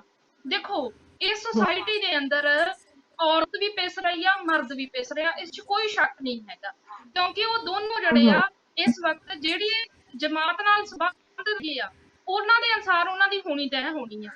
ਜੇ ਉਹ ਲੁੱਟੇ ਜਾ ਰਹੇ ਆ ਤਾਂ ਉਹਨਾਂ ਦੋਵਾਂ ਦੀ ਲੁੱਟ ਹੋਣੀ ਆ। ਪਰ ਜਦੋਂ ਉਹਨਾਂ ਦੇ ਵਿੱਚ ਵੀ ਉਹਨਾਂ ਦੀ ਵੰਡ ਹੋ ਜਾਣੀ ਹੈ ਲਿੰਗ ਦੇ ਪੱਧਰ ਤੇ, ਤਾਂ ਉਹਦੇ ਵਿੱਚ ਔਰਤ ਨੇ ਮਰਦ ਤੋਂ ਵੀ ਹੇਠਲੀ ਥਾਂ ਤੇ ਆਣੀ। ਤਾਂ ਜਿਹਦੇ ਕਰਕੇ ਜਿਹੜੀ ਆ ਇਹ ਹਿੰਸਾ ਜਾਰੀ ਹੈਗੀ ਆ। ਚਾਹੇ ਅਸੀਂ ਇਹਨੂੰ ਅੱਜ ਸਾਡੀ ਨਜ਼ਰ ਵੱਧ ਪੈ ਰਹੀ ਆ, ਅੱਜ ਉਹ ਵੱਧ ਰਹੀ ਹੈ ਇਸ ਸਮੇਂ ਦੇ ਅੰਦਰ, ਪਰ ਇਹਦਾ ਮਤਲਬ ਇਹ ਨਹੀਂ ਕਿ ਇਹ ਜਦੋਂ ਖਤਮ ਹੋ ਜਾਊਗਾ ਤਾਂ ਇਹ ਖਤਮ ਹੋ ਜੂ। ਇਹਨੇ ਖਤਮ ਹੋਣਾ ਉਸ ਸੁਸਾਇਟੀ ਦੇ ਵਿੱਚ ਜਿੰਨੀ ਦੇਰ ਤੱਕ ਸਾਰੇ ਮਨੁੱਖ ਬਰਾਬਰ ਨਹੀਂ ਹੁੰਦੇ, ਔਰਤ ਤੇ ਮਰਦ ਦੇ ਵਿੱਚ ਬਰਾਬਰੀ ਨਹੀਂ ਆਉਂਦੀ। हाँ, पर ਅਮਨਦੀਪ ਜੀ, ਮੈਂ ਇਹ ਸਵਾਲ ਉਠਾਉਣੀ ਆ ਕਿ ਇਸ ਵੇਲੇ ਕਿਉਂਕਿ ਲੋਕਡਾਊਨ ਹੈ, ਤੁਹਾਨੂੰ ਘਰ ਵਿੱਚ ਹੀ ਰਹਿਣਾ ਪੈ ਰਿਹਾ, ਚਾਹੇ ਔਰਤ ਵਰਕਿੰਗ ਹੈ ਚਾਹੇ ਨਹੀਂ। ਜਦੋਂ ਉਹ ਘਰ ਬੈਠੀ ਹੈ ਤਾਂ ਸੁਭਾਵਿਕ ਹੈ, ਤੇ ਬੰਦਾ ਵੀ ਘਰੇ ਹੈ, ਤਾਂ ਇਹ ਬਹੁਤ ਘੱਟ ਘਰਾਂ ਵਿੱਚ ਵਾਪਰ ਰਿਹਾ ਹੈ ਕਿ ਬੰਦਾ ਉੱਠ ਕੇ ਉਹਦੀ ਮਦਦ ਕਰ ਦੇਗਾ। ਕੁਝ ਘਰਾਂ ਦਾ ਕਲਚਰ ਹੋਇਆ ਜਿੱਥੇ ਮਾਵਾਂ ਨੇ ਬਣਾਇਆ ਜਾਂ ਜਿੱਥੇ ਮਾਵਾਂ ਵੀ ਸਮਰੱਥ ਸਨ, ਤੇ ਉਸ ਜਿਹੜਾ ਇਹ ਵਰਕ ਕਲਚਰ ਹੈ ਘਰ ਦਾ ਇੱਕ, ਤੇ ਉਹਦੇ ਤੇ ਪ੍ਰੈਸ਼ਰ ਔਰਤ ਤੇ ਸ਼ਾਇਦ ਇੱਕ ਤਰ੍ਹਾਂ ਇਹ ਵੀ ਵਧਿਆ, ਤੇ ਜਦੋਂ ਉਹ ਕਿੰਤੂ ਪਰੰਤੂ ਕਰਦੀ ਹੋਏਗੀ ਜਾਂ ਉਹਨੂੰ ਬੰਦੇ ਨੂੰ ਵੱਧ ਦੱਸਣ ਦਾ ਮੌਕਾ ਲੱਗਾ ਹੋਏਗਾ ਗੱਲ, ਤਾਂ ਸ਼ਾਇਦ ਕਿਤੇ ਹਿੰਸਾ ਵਧੀ ਹੋਏਗੀ। ਇਹ ਇੱਕ ਮੇਰੀ ਪ੍ਰੋਬੇਬਿਲਿਟੀ ਹੋਈ ਹੈ। ਤੇ ਇਹਦੇ ਬਾਰੇ ਇਹ ਚਾਹੀਦਾ ਹੋਣਾ ਇੱਕ ਅਲੱਗ ਸ਼ੈ ਹੈ, ਤੇ ਜੋ ਵਾਪਰ ਰਿਹਾ ਉਹ ਅੱਡ ਸੱਚ ਹੈ। ਤੇ ਆਪਾਂ ਇਸ ਸੱਚ ਦੇ ਰੂਬਰੂ ਆ ਕਿ ਹਿੰਸਾ ਔਰਤਾਂ ਵਿਰੁੱਧ ਵਧੀ ਹੈ, ਔਰਤਾਂ ਦੀਆਂ ਸ਼ਿਕਾਇਤਾਂ ਵਧੀਆਂ ਨੇ ਥਾਣਿਆਂ ਵਿੱਚ, ਹਾਲਾਂਕਿ ਬਹੁਤ ਸਾਰੇ ਕੇਸ ਰਿਪੋਰਟ ਨਹੀਂ ਹੁੰਦੇ। ਤੇ ਤੁਹਾਡੇ ਮੁਤਾਬਿਕ ਇਹਦੇ ਵਿੱਚ ਸੋਸ਼ਲ ਪੋਲੀਟੀਕਲ ਸਾਰੇ ਕਿਹੜੇ ਕਿਹੋ ਜਿਹੇ ਕਾਰਨ ਨੇ? ਕੀ ਪੋਲਿਟਿਕਸ ਵੀ ਇਹਦੇ ਲਈ ਜ਼ਿੰਮੇਵਾਰ ਹੈ? ਕੀ ਜੀ? ਕੀ ਪੋਲੀਟੀਕਲੀ ਵੀ ਇਹ ਸਾਰਾ ਕੁਝ ਪੋਲੀਟੀਕਲ ਕਾਰਨ ਵੀ ਨੇ ਇਹਦੇ? ਬਿਲਕੁਲ ਜੀ। ਦੇਖੋ, ਜਿਸ ਤਰ੍ਹਾਂ ਦਾ ਸਮਾਜ ਆ, ਉਹਦੀ ਬਣਤਰ ਆ, ਉਹਦੇ ਉਸ ਤਰ੍ਹਾਂ ਦੀ ਉੱਥੋਂ ਦੀ ਪੋਲਿਟਿਕਸ ਹੋਣੀ ਹੈਗੀ ਆ। ਤੇ ਜੇ ਅੱਜ ਕਹੀਏ, ਜੇ ਸਰਕਾਰਾਂ ਦੇ ਪੱਧਰ ਦੇ ਉੱਤੇ ਕਾਨੂੰਨ ਲਾਗੂ ਕਰਨ ਦੀ ਗੱਲ ਵੀ ਆ ਜਾਵੇ, ਮੰਨ ਲਓ ਕਿ ਇੱਕ ਕੰਪਲੇਂਟ ਆ, ਕੰਪਲੇਂਟ ਦੇ ਵਿੱਚ ਜਿਵੇਂ ਮੰਨ ਲਓ ਅਸੀਂ ਇੱਕ ਪਿਛਲੇ ਦਿਨੀ ਇੱਕ ਮੰਗ ਉਠਾਈ ਕਿ ਜਿਹੜਾ 112 ਨੰਬਰ ਆ ਹੈਲਪਲਾਈਨ, ਉਹਦੇ ਵਿੱਚ ਜਿਹੜੀ ਔਰਤਾਂ ਸ਼ਿਕਾਇਤ ਦਰਜ ਕਰਾਉਂਦੀਆਂ ਉਹਨੂੰ FIR ਮੰਨਿਆ ਜਾਵੇ। ਉਹਦਾ ਕਾਰਨ ਕੀ ਆ ਕਿ ਜਦੋਂ ਕਈ ਵਾਰੀ ਔਰਤ ਸ਼ਿਕਾਇਤ ਕਰਦੀ ਆ ਤਾਂ ਪੁਲਿਸ ਕੀ ਘਰੇ ਜਾ ਕੇ ਔਰਤ ਨੂੰ ਬੋਲ ਕੇ ਆ ਜਾਂਦੀ ਹੈ। ਜਿੱਦਾਂ ਵਰਮਾ ਕਮਿਸ਼ਨ ਦੇ ਵਿੱਚ ਇੱਕ ਖਾਸ ਭਾਸ਼ਾ ਕਿ ਜਿਹੜੀ ਪੁਲਿਸ ਆ ਉਹਨੂੰ ਪ੍ਰੋਫੈਸ਼ਨਲ ਹੋਣਾ ਚਾਹੀਦਾ। ਪ੍ਰੋਫੈਸ਼ਨਲ ਪੁਲਿਸ ਦਾ ਕੰਮ ਇਹ ਆ ਕਿ ਉਹਨੇ ਰਿਪੋਰਟ ਦਰਜ ਕਰਨੀ ਆ ਤੇ ਜੋ ਔਰਤ ਨੇ ਲਿਖਾਇਆ ਉਹਦੇ ਬਿਆਨ ਲਿਖੇ, ਜਿਸ ਤਰੀਕੇ ਦੇ ਨਾਲ ਕਾਰਵਾਈ ਹੈਗੀ ਆ ਉਹ ਅੱਗੇ ਜਿਹੜਾ ਹੈ ਉਹਨੂੰ ਫਾਰਵਰਡ ਕਰੇ, ਜੇ ਪਰਚਾ ਬਣਦਾ ਪਰਚਾ ਕਰੇ। ਪਰ ਪੁਲਿਸ ਮੋਰਲ ਪੁਲਿਸਿੰਗ ਕਰਨ ਲੱਗ ਜਾਂਦੀ, ਜਿਹੜੀ ਪੁਲਿਸ ਦੀ ਡਿਊਟੀ ਨਹੀਂ ਹੈਗੀ। ਇਸ ਕਰਕੇ ਇੱਕ ਤਾਂ ਇਹ ਹੈ ਕਿ ਸਾਰੇ ਕਿਤੇ ਪਿਆ ਆ, ਪੁਲਿਸ ਦਾ ਲਾ ਲਓ, ਕਾਨੂੰਨ ਦਾ ਲਾ ਲਓ, ਕਾਨੂੰਨ ਦੀ ਇੱਕ ਸੀਮਾ ਹੈਗੀ ਆ। ਡੋਮੈਸਟਿਕ ਵਾਇਲੈਂਸ ਆ, ਡੋਮੈਸਟਿਕ ਵਾਇਲੈਂਸ ਦੇ ਵਿੱਚ ਤਾਂ ਇਹ ਹੈਗਾ ਕਿ ਤੁਸੀਂ ਜਿਹੜਾ ਆ ਸਿਕਿਉਰਿਟੀ ਆਫਿਸਰ ਭਰਤੀ ਕਰਨੇ ਆ ਕਿ ਜੇ ਔਰਤਾਂ ਨੂੰ ਕੋਈ ਦਿੱਕਤ ਆਉਂਦੀ ਹੈਗੀ ਆ ਤਾਂ ਤੁਸੀਂ ਜਿਹੜੇ ਆ ਸਿਕਿਉਰਿਟੀ ਅਫਸਰ ਉਹਨਾਂ ਦੀ ਸੁਰੱਖਿਆ ਕਰਨਗੇ। ਪਰ ਔਰਤ ਜਦੋਂ ਇੱਕ ਵਾਰ ਕੁੱਟਮਾਰ ਹੁੰਦੀ ਹੈ, ਫਿਰ ਫੋਨ ਕਰਦੀ ਹੈ, 2 ਵਾਰ ਕਰਦੀ, ਤੀਜੀ ਚੌਥੀ ਵਾਰ ਉਹ ਹਾਰ ਕੇ ਕਹਿ ਦਿੰਦੇ ਜੀ ਮੈਡਮ ਤੁਸੀਂ ਆਪੇ ਹੱਲ ਕਰੋ। ਇੱਥੇ ਆ ਕੇ ਪ੍ਰਬੰਧ ਫੇਲ ਆ। ਇਸ ਕਰਕੇ ਇਹ ਚੀਜ਼ ਸਿੱਧੀ ਸਾਨੂੰ ਦਿਖੂਗੀ। ਘਰਾਂ ਦੇ ਅੰਦਰ ਵੀ ਦਿਖੂਗੀ, ਘਰਾਂ ਤੋਂ ਬਾਹਰ ਵੀ ਦਿਖੂਗੀ, ਕਿਉਂਕਿ ਇਹ ਜਿੰਨੀ ਦੇਰ ਤੱਕ ਜਿਵੇਂ ਕਹਿੰਦੇ ਕਿ ਕੋਈ ਬਿਮਾਰੀ ਜੜ ਤੋਂ ਨਹੀਂ ਖਤਮ ਹੁੰਦੀ ਹੈ, ਪਹਿਲਾਂ ਉਹਦੀ ਜੜ ਖਤਮ ਕਰਨੀ ਪੈਣੀ ਆ, ਤੇ ਬਾਅਦ ਵਿੱਚ ਜਿਹੜਾ ਆ ਉਹਦਾ ਉੱਪਰ ਜਿਹੜਾ ਪੈਟਰੀਆਰਕਲ ਆ ਢਾਂਚਾ ਆ, ਜਿਹੜਾ ਔਰਤਾਂ ਨੂੰ ਘੱਟ ਅਧਿਕਾਰ ਦਿੰਦਾ, ਸਾਡੇ ਮਰਦਾਂ ਨੂੰ ਵੱਧ ਦਿੰਦਾ। ਇਹ ਨਹੀਂ ਹੈ ਕਿ ਉਹਨਾਂ ਤੇ ਨਹੀਂ ਲਾਗੂ ਹੁੰਦਾ, ਸਾਡੇ ਛੋਟੇ ਮੁੰਡਿਆਂ ਦੇ ਉੱਤੇ ਲਾਗੂ ਹੁੰਦੀ ਹੈਗੀ ਹੈ ਪੈਟਰੀਆਰਕੀ। ਜਿੱਦਾਂ ਪਹਿਲਾਂ ਸਾਰਾ ਹੋਰਾਂ ਨੇ ਕਿਹਾ ਹੈਗਾ ਆ ਕਿ ਜਿਹੜਾ ਪਾਵਰਲੈਸ ਆ ਉਹਨਾਂ ਦੇ ਉੱਤੇ ਹੋਊਗਾ ਹੀ ਹੋਊਗੀ ਇਹ ਹਿੰਸਾ, ਤਾਂ ਔਰਤ ਇਸ ਵਕਤ ਪਾਵਰਲੈਸ ਹੈਗੀ ਆ ਤੇ ਤਰ੍ਹਾਂ ਦੇ ਨਾਲ ਜਿਹੜੀ ਆ ਉਹ ਲੁੱਟੀ ਜਾ ਰਹੀ ਹੈਗੀ ਆ, ਉਹਦੇ ਤੇ ਹਰ ਤਰ੍ਹਾਂ ਦੇ ਨਾਲ ਜਿਹੜਾ ਅਟੈਕ ਆ ਉਹ ਵਧਿਆ ਹੈਗਾ। ਤੇ ਘਰੇਲੂ ਵਰਗ ਦਾ ਜਦੋਂ ਸਵਾਲ ਆਉਂਦਾ, ਹਾਂ ਜਾਰੀ ਰੱਖੋ, ਇੱਕ ਮਿੰਟ ਵਾਲੇ ਤੇ ਆ ਰਹੀ ਹੈ। ਮੰਨ ਲਓ ਪਹਿਲਾਂ ਇਹ ਸਵਾਲ ਨਹੀਂ ਉੱਠਦਾ ਕਿਉਂਕਿ ਇੱਕ ਲੌਜਿਕ ਹੈਗਾ ਕਿ ਜਿਹੜੇ ਮੇਲ ਮੈਂਬਰ ਆ ਉਹ ਬਾਹਰ ਜਾ ਕੇ ਕੰਮ ਕਰਦੇ ਆ, ਔਰਤਾਂ ਨੇ ਘਰਾਂ ਦਾ ਕੰਮ ਕਰਨਾ ਹੈ। ਪਰ ਜਦੋਂ ਅੱਜ ਸਾਡੇ ਮੇਲ ਮੈਂਬਰ ਬਾਹਰ ਨਹੀਂ ਜਾ ਰਹੇ, ਦੈਟ ਮੀਨ ਉਹ ਘਰੇ ਕੰਮ ਕਰਵਾਉਣਗੇ, ਕਿਉਂਕਿ ਘਰੇ ਜਦੋਂ ਬੱਚੇ ਵੀ ਹੋਣਗੇ, ਸਾਰੇ ਹੋਣਗੇ, ਤਾਂ ਘਰ ਦੇ ਕੰਮਾਂ 'ਚ ਵੀ ਵਾਧਾ ਹੋਊਗਾ, ਠੀਕ ਆ, ਤੇ ਉਹਦੇ ਵਿੱਚ ਫਿਰ ਕੰਮ ਦੀ ਵੰਡ ਵੀ ਹੋਣੀ ਚਾਹੀਦੀ। ਇਸ ਕਰਕੇ ਜਦੋਂ ਕੰਮ ਦੀ ਵੰਡ ਦਾ ਸਵਾਲ ਇਸੇ ਕਰਕੇ ਹੀ ਉੱਠਦਾ, ਤੇ ਜਦੋਂ ਕੋਈ ਔਰਤ ਇਸ ਤੇ ਬੋਲਦੀ ਹੈਗੀ ਆ ਤਾਂ ਇਹਦੇ ਉੱਤੇ ਜਿਹੜਾ ਆ ਮਤਲਬ ਬਹੁਤ ਵੱਡਾ ਹਿੰਸਾ ਵੀ ਵੱਧਦੀ ਆ, ਬਹੁਤ ਵੱਡਾ ਬਵਾਲ ਵੀ ਆ। ਤੁਸੀਂ ਸੋਸ਼ਲ ਮੀਡੀਆ ਦੇ ਉੱਤੇ ਕੁਝ ਵੀਡੀਓ ਦੇਖੀਆਂ ਹੋਣਗੀਆਂ ਕਿ ਜੇਕਰ ਕੋਈ ਸਬਜ਼ੀ ਬਣਾ ਰਿਹਾ ਹੈਗਾ ਜਾਂ ਕੁਝ ਕੰਮ ਕਰ ਰਿਹਾ, ਉਹ ਇਸ ਤਰ੍ਹਾਂ ਮਜ਼ਾਕ ਬਣਾ ਰਿਹਾ ਆ ਵੀ ਘਰੇ ਆ ਕੇ ਫਸ ਗਏ ਹੈਗੇ ਆ, ਜਾਂ ਉਹਨਾਂ ਨੂੰ ਬਹੁਤ ਵੱਡਾ ਜਿਹੜਾ ਆ ਉਹਨਾਂ ਦੇ ਉੱਤੇ ਭਾਰ ਪੈ ਗਿਆ। ਤੁਸੀਂ ਸੋਚ ਕੇ ਦੇਖੋ ਕਿ ਵਰਲਡ ਇਕਨੋਮਿਕ ਫੋਰਮ ਦੀ ਕੁਝ ਅੰਕੜੇ ਆ, ਉਹਨਾਂ ਜਿਹੜੇ 2018 ਦੇ ਵਿੱਚ ਉਹਨਾਂ ਨੇ ਜਾਰੀ ਕੀਤੇ, ਉਹ ਕਹਿੰਦੇ ਕਿ ਔਰਤ ਜਿਹੜੀ ਆ 256 ਮਿੰਟ ਕੰਮ ਕਰਦੀ ਹੈਗੀ ਆ ਇੱਕ ਦਿਨ ਦੇ ਅੰਦਰ, ਤੇ ਜਿਹੜਾ ਸਾਡਾ ਮੇਲ ਆ ਘਰੇਲੂ ਕੰਮ ਦੇ ਵਿੱਚ ਉਹ ਜਿਹੜਾ ਆ 56.8 ਜਿਹੜਾ ਆ ਉਹ ਮਿੰਟ ਜਿਹੜਾ ਆ ਉਹਦੇ ਬਣਦੇ ਹੈਗੀ ਆ ਕੰਮ ਦੇ। ਇਸ ਕਰਕੇ ਔਰਤ ਤੇ ਮਰਦ ਦੇ ਜਿਹੜਾ ਘਰੇਲੂ ਕੰਮ ਦੇ ਅੰਦਰ ਪਾਣਾ ਕਿੰਨਾ ਵੱਧ ਹੈਗਾ ਇਹ ਚੀਜ਼, ਪਰ ਉਹਦੇ ਬਾਵਜੂਦ ਵੀ ਘਰਾਂ ਦੇ ਅੰਦਰ ਕੋਈ ਸਤਿਕਾਰ ਨਹੀਂ ਹੈ। ਤੇ ਜਦੋਂ ਸ਼ਰਾਬ ਦੀ ਗੱਲ ਆਂਦੀ ਆ ਤਾਂ ਸ਼ਰਾਬ ਅਸੀਂ ਨਹੀਂ ਕਹਿੰਦੇ, ਅੰਕੜੇ ਕਹਿੰਦੇ ਆ ਕਿ ਬਹੁਤ ਸਾਰੇ ਦੇ ਵਿੱਚ ਜਿਹੜਾ ਆ ਨਸ਼ਿਆਂ ਦਾ ਰੋਲ ਆ, ਜਿਹਦੇ 'ਚ ਸ਼ਰਾਬ ਇੱਕ ਅਹਿਮ ਨਸ਼ਾ ਹੈ। ਤੇ ਜਦੋਂ ਅੱਜ ਇਹੋ ਜਿਹੇ ਦੌਰ ਦੇ ਅੰਦਰ ਜਿੱਥੇ ਔਰਤਾਂ ਦੇ ਖਿਲਾਫ ਵਾਇਲੈਂਸ ਹੈਗੀ ਆ, ਦੇ ਖਿਲਾਫ ਵਾਇਲੈਂਸ ਆ, ਤਾਂ ਜਦੋਂ ਸ਼ਰਾਬ ਘਰ ਘਰ ਭੇਜੀ ਜਾਊਗੀ ਜਾਂ ਸ਼ਰਾਬ ਵੰਡੀ ਜਾਊਗੀ, ਉਹਦੇ ਨਾਲ ਜਿੱਥੇ COVID-19 ਦਾ ਜਿਹੜਾ ਖਤਰਾ ਉਹ ਵੀ ਵਧਣਾ ਹੈਗਾ, ਦੂਸਰੇ ਪਾਸੇ ਇਹ ਸਮੱਸਿਆ ਨੇ ਵੀ ਵਧਣਾ ਹੈਗਾ ਆ, ਘਟਨਾ ਨਹੀਂ। ਪੈਟਰੀਆਰਕੀਅਲ ਮਾਈਂਡਸੈਟ ਅਤੇ ਸ਼ਰਾਬ ਦੀ ਵਰਤੋਂ, ਸ਼ਰਾਬ ਦਾ ਸ਼ੁਰੂ 'ਚ ਹੀ ਅਨੂ ਜੀ ਨੇ ਇਹ ਮੁੱਦਾ ਉਠਾਇਆ ਸੀ ਕਿ ਜਦੋਂ ਸ਼ਰਾਬ ਘਰਾਂ ਤੱਕ ਵੰਡੀ ਜਾਣੀ ਆ, ਪ੍ਰੋਫੈਸਰ ਸਾਹਿਬ ਨੇ ਵੀ ਉਹਦੀ ਗੱਲ ਕੀਤੀ ਤੇ ਹੁਣ ਅਮਨ ਹੋਰਾਂ ਨੇ ਵੀ ਇਹ ਗੱਲ ਸਿਲਸਿਲਾ ਅੱਗੇ ਵਧਾਇਆ ਹੈ। ਤੇ ਇਹ ਪੈਟਰੀਆਰਕੀਅਲ ਮਾਈਂਡਸੈਟ ਅਤੇ ਪੁਲਿਸ ਦਾ ਮੋਰਲ ਪੁਲਿਸਿੰਗ ਕਰਨ ਲੱਗ ਜਾਣਾ, ਆਪਾਂ ਅਨੂ ਜੀ ਨੂੰ ਪੁੱਛਦੇ ਹਾਂ, ਅਨੂ ਜੀ ਇਹ ਕਿਵੇਂ ਰੋਕਿਆ ਜਾ ਸਕਦਾ ਹੈ? ਕਿਉਂਕਿ ਤੁਸੀਂ ਐਡਵੋਕੇਟ ਜਨਰਲ ਹੋ, ਐਡੀਸ਼ਨਲ ਐਡਵੋਕੇਟ ਜਨਰਲ ਹੋ, ਤੁਸੀਂ ਲਗਾਤਾਰ ਕਾਨੂੰਨ ਨਾਲ ਵਾਬਸਤਾ ਹੋ, ਤੇ ਫਿਰ ਇਸ ਤਰ੍ਹਾਂ ਔਰਤਾਂ ਦੀਆਂ ਕਿੰਨੀਆਂ ਰਾਹ ਵਿੱਚ ਰਹਿ ਜਾਂਦੀਆਂ ਨੇ ਨਿਆਂ ਦੇ ਅਮਲ ਵਿੱਚ ਅੱਗੇ ਤੱਕ ਜਾਂਦੀਆਂ, ਉਹਨਾਂ ਨੂੰ ਸਿਰੇ ਲੱਗਣਾ ਔਖਾ ਹੋ ਜਾਂਦਾ ਨਿਆਂ ਲੈਣ ਲਈ, ਜਦੋਂ ਪੁਲਿਸ ਹੀ ਉਹਨਾਂ ਦੇ ਕੇਸ ਨਹੀਂ ਦਰਜ ਕਰਦੀ ਜਾਂ 4 ਵਾਰੀਆਂ ਤੋਂ ਬਾਅਦ ਉਹ ਪੁਲਿਸ ਹੀ ਉਹਨੂੰ ਝਿੜਕਣ ਪੈ ਜਾਂਦੀ ਹੈ, ਤੇ ਇੱਥੇ ਫਿਰ ਕੀ ਕੀਤਾ ਜਾਵੇ? ਦਵਿੰਦਰ ਜੀ, ਜਿਸ ਤਰ੍ਹਾਂ ਅਮਨ ਜੀ ਨੇ ਗੱਲ ਕਹੀ, ਕਿਉਂਕਿ ਔਰਤਾਂ ਦੇ ਬਾਰੇ ਨਾ ਸ਼ੁਰੂ ਤੋਂ ਇੱਕ ਸੋਚ ਰਹੀ ਹੈ ਕਿ ਡਿਊਟੀਜ਼ ਇਹਦੇ ਹਿੱਸੇ ਦੀਆਂ, ਰਾਈਟਸ ਬਾਕੀ ਸਭ ਦੇ ਨੇ, ਤਾਂ ਔਰਤਾਂ ਜਿਹੜੀਆਂ ਹਮੇਸ਼ਾ ਇੱਕ ਜਿਹੜੇ ਤੁਸੀਂ ਹਿਊਮਨ ਸਿਵਲਾਈਜੇਸ਼ਨ ਦੀ ਹਿਸਟਰੀ 'ਚ ਦੇਖੋ ਨਾ, ਤਾਂ that is influenced ਬਾय might is right.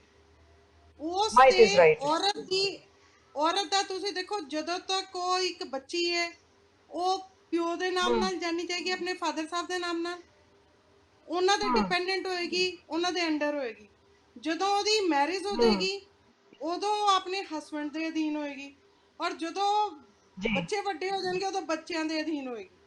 ਇਹ ਇੱਕ ਅਸੀਂ ਅਗਰ ਔਰਤ ਦੀ ਹਿਸਟਰੀ ਦੇਖੀਏ, ਉਹ ਹਮੇਸ਼ਾ ਹੀ ਕਿਸ ਤਰ੍ਹਾਂ ਹੈ ਕਿ ਉਹ ਹਰ ਚੀਜ਼ ਲਈ ਆਪਣੀ ਜ਼ਰੂਰਤ ਲਈ ਕਿਸੇ ਨਾ ਕਿਸੇ ਦੂਸਰੇ ਪਰਸਨ ਦੇ ਉੱਤੇ ਡਿਪੈਂਡੈਂਟ ਹੈ।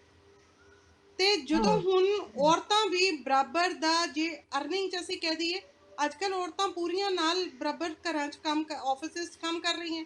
ਜਿਵੇਂ ਅਸੀਂ ਐਡਵੋਕੇਟ, ਜਦੋਂ ਮੈਂ ਸਨ 92 ਵਿੱਚ ਪ੍ਰੋਫੈਸ਼ਨ ਜੁਆਇਨ ਕੀਤਾ ਸੀ, ਉਦੋਂ ਉੱਥੇ ਗਰਲਸ ਬਹੁਤ ਘੱਟ ਸੀ, ਔਰ ਅੱਜ ਦੇਖੋ ਅੱਜ ਗਰਲਸ ਬਰਾਬਰ ਦੀ ਮਾਤਰਾ ਵਿੱਚ ਪਹੁੰਚਣ ਵਿੱਚ ਮਤਲਬ ਪੂਰਾ ਯੋਗਦਾਨ ਪਾ ਰਹੀ ਹੈ, ਲੀਗਲ ਇਸ਼ੂਜ਼ ਸੈਟਲ ਕਰਨ 'ਚ, ਔਰ ਕੋਰਟ ਵਿੱਚ ਪੂਰਾ ਜਸਟਿਸ ਦਿਵਾ ਰਹੀ ਹੈ। ਤੇ ਅਗਰ ਔਰਤਾਂ ਬਰਾਬਰ ਦੀ ਕਮਾਈ ਕਰ ਸਕਦੀਆਂ ਤੇ ਫਿਰ ਘਰ ਦੀਆਂ ਜ਼ਿੰਮੇਵਾਰੀਆਂ ਵੀ ਬਰਾਬਰ ਹੋਣੀਆਂ ਚਾਹੀਦੀਆਂ। ਇਸ ਗੱਲ ਨਾਲ ਮੈਂ ਪੂਰਾ ਸਹਿਮਤ ਹਾਂ। ਜਿਹੜੀ ਕਿਧਰੇ ਪਾਲਣ ਪੋਸ਼ਣ ਉਹਨਾਂ ਦਾ ਇਸ ਤਰ੍ਹਾਂ ਦਾ ਹੋਵੇ ਕਿ ਮਾਵਾਂ ਵੱਧ ਸਮਰੱਥ ਹੋਣ, ਮਾਵਾਂ ਵੱਧ ਪਾਵਰਫੁਲ ਹੋਣ, ਤਾਂ ਕਿ ਉਹ ਆਪਣੇ ਪੁੱਤਰਾਂ ਤੇ ਧੀਆਂ ਨੂੰ ਇਹ ਸਾਰਾ ਕੁਝ ਸਿਖਾ ਸਕਣ, ਖਾਸ ਕਰ ਪੁੱਤਰਾਂ ਨੂੰ। ਅਸੀਂ ਅਗਰ ਮੋਰਲ ਐਜੂਕੇਸ਼ਨ ਔਰ ਬੇਸਿਕ ਐਥਿਕਸ ਪ੍ਰਿੰਸੀਪਲਸ ਵਗੈਰਾ ਬੱਚਿਆਂ ਨੂੰ ਸਿਖਾਈਏ, ਜਿਹਦੇ ਨਾਲ ਉਹ ਸਮਝਣ ਕਿ ਵੀ ਦੂਸਰੇ ਘਰ ਦੀ ਲੜਕੀ ਜਿਹੜੀ ਤੁਸੀਂ ਆਪਣੇ ਲਾਈਫ ਵਿੱਚ ਇੱਕ ਪਾਰਟ ਆਪਣਾ ਕਹਿੰਦੇ ਆ ਨਾ ਕਿ ਬੈਟਰ ਹਾਫ ਜਿਹੜੀ ਦੂਸਰੇ ਘਰ ਦੀ ਹੈ, ਉਹਨੂੰ ਪੂਰੀ ਇੱਜ਼ਤ ਮਾਣ ਦੇਣਾ ਚਾਹੀਦਾ।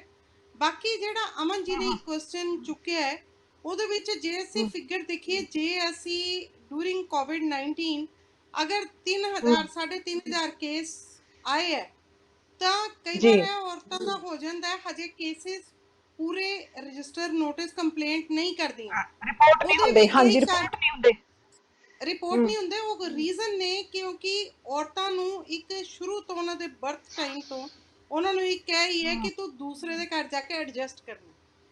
ਇੱਕ ਲੜਕੀਆਂ ਨੂੰ ਅਸੀਂ ਸਿੱਖਿਆ ਸ਼ੁਰੂ ਤੋਂ ਦਿੰਦੇ ਹਾਂ, ਤੇ ਉਹਦੇ ਤੋਂ ਬਾਅਦ ਲੜਕੀਆਂ ਨੂੰ ਇੰਨਾ ਹੀ ਹੁੰਦਾ ਹੈ ਕਿ ਅੱਜ ਅਗਰ ਮੈਂ ਕੰਪਲੇਂਟ ਕਰਤੀ ਔਰ ਹਸਬੈਂਡ ਜਾਂ ਇਨ-ਲॉज ਮੇਰੇ ਕੋਈ ਅਰੈਸਟ ਹੋ ਗਏ, ਤਾਂ ਜਦੋਂ ਉਹ ਜੇਲ੍ਹ ਚੋਂ ਆਏਗਾ ਤੇ ਮੇਰਾ ਇੱਕ ਘਰ ਤੇ ਟੁੱਟ ਹੀ ਚੁੱਕਾ ਹੈ, ਉਹਦਾ ਇਫੈਕਟ ਮੇਰੇ ਤੇ ਆਣਾ ਹੀ ਆਣਾ ਹੈ, ਮੇਰੇ ਬੱਚਿਆਂ ਤੇ ਆਣਾ। ਬੱਚਿਆਂ ਤੇ ਆਣਾ। ਤੇ ਦੂਜੀ ਗੱਲ, ਲੋਕ ਕੀ ਕਹਿਣਗੇ ਵਾਲੀ ਉਹਦੇ ਚੰਗੀ ਤਰ੍ਹਾਂ ਦਿਮਾਗ 'ਚ ਪਈ ਹੋਈ ਹੈ ਗੱਲ। ਬਿਲਕੁਲ ਸੁਸਾਇਟੀ ਦੇ ਵਿੱਚ ਜਿਵੇਂ ਇੱਕ ਜਿਸ ਨਜ਼ਰਾਨੇ ਨਾਲ ਦੇਖਿਆ ਜਾਂਦਾ, ਉਹਦੇ ਨਾਲ ਇਹ ਹੁੰਦਾ ਕਿ ਇਹ ਤੇ ਆਪਣੇ ਸਸੁਰਾਲ ਚੋਂ ਲੜ ਕੇ ਆਈ ਹੈ, ਉਹਦੇ ਕਾਰਨ ਕਾਫੀ ਕੇਸਿਸ ਅਨਰਿਪੋਰਟਡ ਰਹਿ ਜਾਂਦੇ। ਔਰ ਅਗਰ ਅਸੀਂ ਦੇਖੀਏ, ਜਿਸ ਤਰ੍ਹਾਂ ਅਮਨ ਜੀ ਨੇ ਕੁਐਸਚਨ ਕੀਤਾ ਕਿ ਪੁਲਿਸ ਦੀ ਹੈਲਪ ਨਾਲ ਪੁਲਿਸ ਨੂੰ ਇੰਟਰਵੀਨ ਨਹੀਂ ਕਰਨਾ ਚਾਹੀਦਾ, ਪਰ ਜੇ ਅਸੀਂ ਫਿਗਰ ਦੇਖੀਏ, ਘਰ ਬਣਾਉਣੇ ਸੌਖੇ ਹੁੰਦੇ ਆ, ਘਰ ਬਚਾ ਕੇ ਰੱਖਣੇ ਬਹੁਤ ਔਖੇ ਹੁੰਦੇ ਆ। ਤਾਂ ਪੁਲਿਸ ਦੀ ਹੈਲਪ ਨਾਲ ਔਰ ਸੋਸ਼ਲ ਇਹਨਾਂ ਨੇ ਜਿਸ ਤਰ੍ਹਾਂ ਗਾਈਡ ਕਰਨ ਲਈ ਔਰ ਉਹਨਾਂ ਦੀ ਮੀਡੀਏਟ ਕਰਨ ਲਈ ਕਈ ਪਾਰਟੀਆਂ ਦੀ ਹੈਲਪ ਨਾਲ ਕਈ ਘਰ ਜੇ 3200 ਕੇਸਿਸ ਆਏ, ਉਹਨਾਂ ਵਿੱਚੋਂ 2,200 ਘਰ ਬਚਾਏ ਵੀ ਗਏ। ਕਈ ਵਾਰ ਛੋਟੀ ਜੀ ਈਗੋ ਦੇ ਇਸ਼ੂ ਨਾਲ ਘਰ ਵਿੱਚ ਕੇਸਿਸ ਐਸੇ ਕੰਪਲੇਂਟ ਜੋਸ਼ ਚ ਹੋ ਜਾਂਦੀ ਹੈ, ਤਾਂ ਘਰ ਦੇ ਬਜ਼ੁਰਗਾਂ ਵਾਂਗ ਜਿਸ ਤਰ੍ਹਾਂ ਹੁੰਦਾ ਹੈ, ਘਰ ਨੂੰ ਬਚਾਉਣ ਲਈ ਪੁਲਿਸ ਅਗਰ ਕੋਈ ਰੋਲ ਅਦਾ ਕਰ ਰਹੀ ਹੈ, ਉਹ ਵੀ ਅਸੀਂ ਅਗਰ ਕਹੀਏ ਸਾਡੇ ਸੁਸਾਇਟੀ ਦੇ ਮੁਤਾਬਿਕ ਛੋਟੀਆਂ ਗੱਲਾਂ ਤੇ ਘਰ ਤੋੜਨੇ ਵੀ ਨਹੀਂ ਚਾਹੀਦੇ। ਨਹੀਂ, ਪਰ ਪੁਲਿਸ ਦੀ ਪਹੁੰਚ ਇੱਕ ਤਾਂ ਪ੍ਰੋਫੈਸ਼ਨਲ ਹੋਵੇ, ਤੇ ਦੂਸਰਾ ਉਹ ਸਟਲ ਢੰਗ ਨਾਲ, ਸੂਖਮ ਢੰਗ ਨਾਲ ਸਿਰਫ ਔਰਤ ਨੂੰ ਸਨਾਬ ਨਾ ਕਰੇ ਕਿ ਪੈਟਰੀਆਰਕੀਅਲ ਉਹੀ ਜਿਹੜਾ ਮਾਈਂਡ ਸੈਟ ਹੈ, ਕਿ ਪਿੱਤਰੀ ਮਾਈਂਡ ਸੈਟ ਹੈ ਕਿ ਨਹੀਂ ਔਰਤਾਂ ਨੂੰ ਆ ਸ਼ੋਭਾ ਨਹੀਂ ਦਿੰਦਾ, ਤੁਹਾਡੇ ਮਾਪੇ ਪੇਕੇ ਕੀ ਕਹਿਣਗੇ, ਤੁਹਾਡੇ ਮਾਪਿਆਂ ਦੀ ਬਦਨਾਮੀ ਹੋਏਗੀ, ਲੋਕ ਕੀ ਕਹਿਣਗੇ। ਇਹ ਨੈਰੇਟਿਵ ਹੈ ਜਿਹੜਾ, ਇਹ ਭੁਗਤਦਾ ਤਾਂ ਫਿਰ ਔਰਤ ਦੇ ਖਿਲਾਫ ਹੈ ਨਾ, ਕਿਉਂਕਿ ਬੰਦੇ ਨੂੰ ਕਦੀ ਨਹੀਂ ਲੱਗਿਆ, ਇੱਕ ਮੇਲ ਨੂੰ ਕਦੀ ਵੀ ਨਹੀਂ ਲੱਗਦਾ ਕਿ ਲੋਕ ਕੀ ਕਹਿਣਗੇ। ਜਾਂ ਇੱਕ ਘਰ ਜਦੋਂ ਟੁੱਟਦਾ ਹੈ ਤਾਂ ਕੋਈ ਨਹੀਂ ਕਹਿੰਦਾ ਕਿ ਬੰਦਾ ਵੀ ਉਹਦੇ ਵਿੱਚ, ਬੰਦੇ ਦਾ ਯੋਗਦਾਨ ਵੀ ਹੈ, ਮੇਲ ਦਾ, ਉਹ ਘਰ ਨੂੰ ਤੋੜਨ ਵਿੱਚ ਉਹਦਾ ਵੀ ਹਿੱਸਾ ਆ। ਇਹ ਮਾਈਂਡਸੈਟ ਕੀ ਪੈਟਰੀਆਰਕੀਅਲ ਮਾਈਂਡਸੈਟ ਨੂੰ ਵੀ ਤਾਂ ਸਾਨੂੰ ਸਟ੍ਰੇਟ ਸਹੀ ਕਰਨਾ ਪਏਗਾ। ਬਿਲਕੁਲ ਤਾਂ ਤੁਹਾਡੀ ਗੱਲ ਜਿਹੜੀ ਹੈ ਕਿ ਇਹ ਮਦਰਸ ਨੂੰ ਜਿਹੜੀਆਂ ਘਰ ਦੇ ਵਿੱਚ ਨੇ, ਉਹਨਾਂ ਨੂੰ ਆਪਣੇ ਬੱਚਿਆਂ ਨੂੰ ਵੀ ਸਮਝਾਉਣਾ ਚਾਹੀਦਾ। ਲੜਕੇ ਨੂੰ ਸਿਰਫ ਅਸੀਂ ਇਹ ਨਾ ਕਹੀਏ ਕਿ ਲੜਕੀ ਨੂੰ ਅਸੀਂ ਸਿੱਖਿਆ ਦੇਣੀ ਹੈ ਐਡਜਸਟ ਕਰਨ ਦੀ, ਲੜਕੇ ਨੂੰ ਵੀ ਸਿੱਖਿਆ ਹੋਣੀ ਚਾਹੀਦੀ ਹੈ ਕਿ ਵੀ ਤੂੰ ਆਪਣੇ ਘਰ ਨੂੰ ਪੂਰਾ ਬਸਾਣਾ ਹੈ, ਔਰ ਪੂਰਾ ਘਰ ਨੂੰ ਅਗਰ ਐਡਜਸਟ ਕਰਨ ਲਈ ਵਾਈਫ ਦੀਆਂ ਡਿਫਿਕਲਟੀਜ਼ ਨੂੰ ਵੀ ਸਮਝਣਾ ਚਾਹੀਦਾ ਹੈ। ਪਰ ਇਹ ਅਗਰ ਅਸੀਂ ਕਹੀਏ ਪਿਛਲੇ ਅਗਰ ਪਾਸਟ ਤੋਂ ਅਸੀਂ ਕਹੀਏ, ਅਸੀਂ ਕਾਫੀ ਕਾਨੂੰਨ ਦੇ ਬਣਨ ਦੇ ਕਾਰਨ ਅਸੀਂ ਕਾਫੀ ਸਟੇਜ ਤੱਕ ਔਰਤਾਂ ਨੂੰ ਉਹਨਾਂ ਦਾ ਹੱਕ ਇੱਕ ਸੁਸਾਇਟੀ 'ਚ ਰਿਸਪੈਕਟ ਦਿਵਾਉਣ 'ਚ ਕਾਫੀ ਕਾਮਯਾਬ ਵੀ ਹੋਏ ਆ। ਪਰ ਅਗਰ ਅਸੀਂ ਕਹੀਏ ਕਿ ਪੂਰੀ ਉਹਨਾਂ ਨੂੰ ਇੱਕ ਅਸੀਂ ਪੂਰਾ ਜੋ ਗੋਲ ਹੈ, ਟਾਰਗੇਟ ਹੈ, ਅਚੀਵ ਕਰ ਲਿਆ, ਉਹ ਨਹੀਂ, ਉਹਦੇ ਵਿੱਚ ਹਜੇ ਬਹੁਤ ਕੰਮ ਕਰਨ ਦੀ ਜ਼ਰੂਰਤ ਹੈ। ਪ੍ਰੋਫੈਸਰ ਮਨਜੀਤ ਸਿੰਘ ਜੀ, ਕੀ ਸਿਆਸੀ, ਸੋਸ਼ਲ ਤੇ ਇਕਨੋਮਿਕ ਲੈਵਲ ਤੇ ਸਾਰੇ ਲੈਵਲ ਤੇ ਯਤਨ ਕਰਨ ਦੀ ਲੋੜ ਹੈ? ਕਿਉਂਕਿ ਇਕੱਲਾ ਪਰਿਵਾਰ ਤਾਂ ਇੱਕ ਕਾਰਕ ਨਹੀਂ ਹੈ, ਇਕੱਲੀ ਮਾਂ ਨੇ ਤਾਂ ਧੀ ਪੁੱਤਾਂ ਨੂੰ ਸਿੱਖਿਆ ਨਹੀਂ ਦੇਣੀ ਕਿ ਤੁਸੀਂ ਠੀਕ ਠਾਕ ਇਨਸਾਨ ਰਹਿਣਾ। ਮੇਰਾ ਖਿਆਲ ਹੈ ਕਿਤੇ ਸੰਵਾਦ ਦੀ ਕਮੀ, ਜਾਂ ਜਿਵੇਂ ਸਾਡੇ ਸਮਾਜ ਵਿੱਚ ਕਹਿ ਦਿੱਤਾ ਜਾਂਦਾ, ਮੁੰਡਾ ਵਿਗੜ ਗਿਆ, ਇਹਦਾ ਵਿਆਹ ਕਰ ਦਿਓ, ਜਿਵੇਂ ਕੁੜੀ ਨੇ ਕੋਈ ਡਿਪਲੋਮਾ ਡਿਗਰੀ ਬੰਦੇ ਨੂੰ ਠੀਕ ਕਰਨ ਦਾ ਕੀਤਾ ਹੋਵੇ, ਤੇ ਇਹ ਗੱਲ ਤਾਂ ਨਹੀਂ ਨਾ ਹੋਣੀ ਚਾਹੀਦੀ। ਇਹ ਠੀਕ ਹੈ ਦਵੀ ਜੀ, ਨਹੀਂ ਦਵੀ ਜੀ, ਦੇਖੋ ਇਹਨਾਂ ਚੀਜ਼ਾਂ ਦੀਆਂ ਨਾ ਜੜ੍ਹਾਂ ਬਹੁਤ ਗਹਿਰੀਆਂ ਹੁੰਦੀਆਂ, ਬੜੀਆਂ ਸਟਲ ਹੁੰਦੀਆਂ ਆ।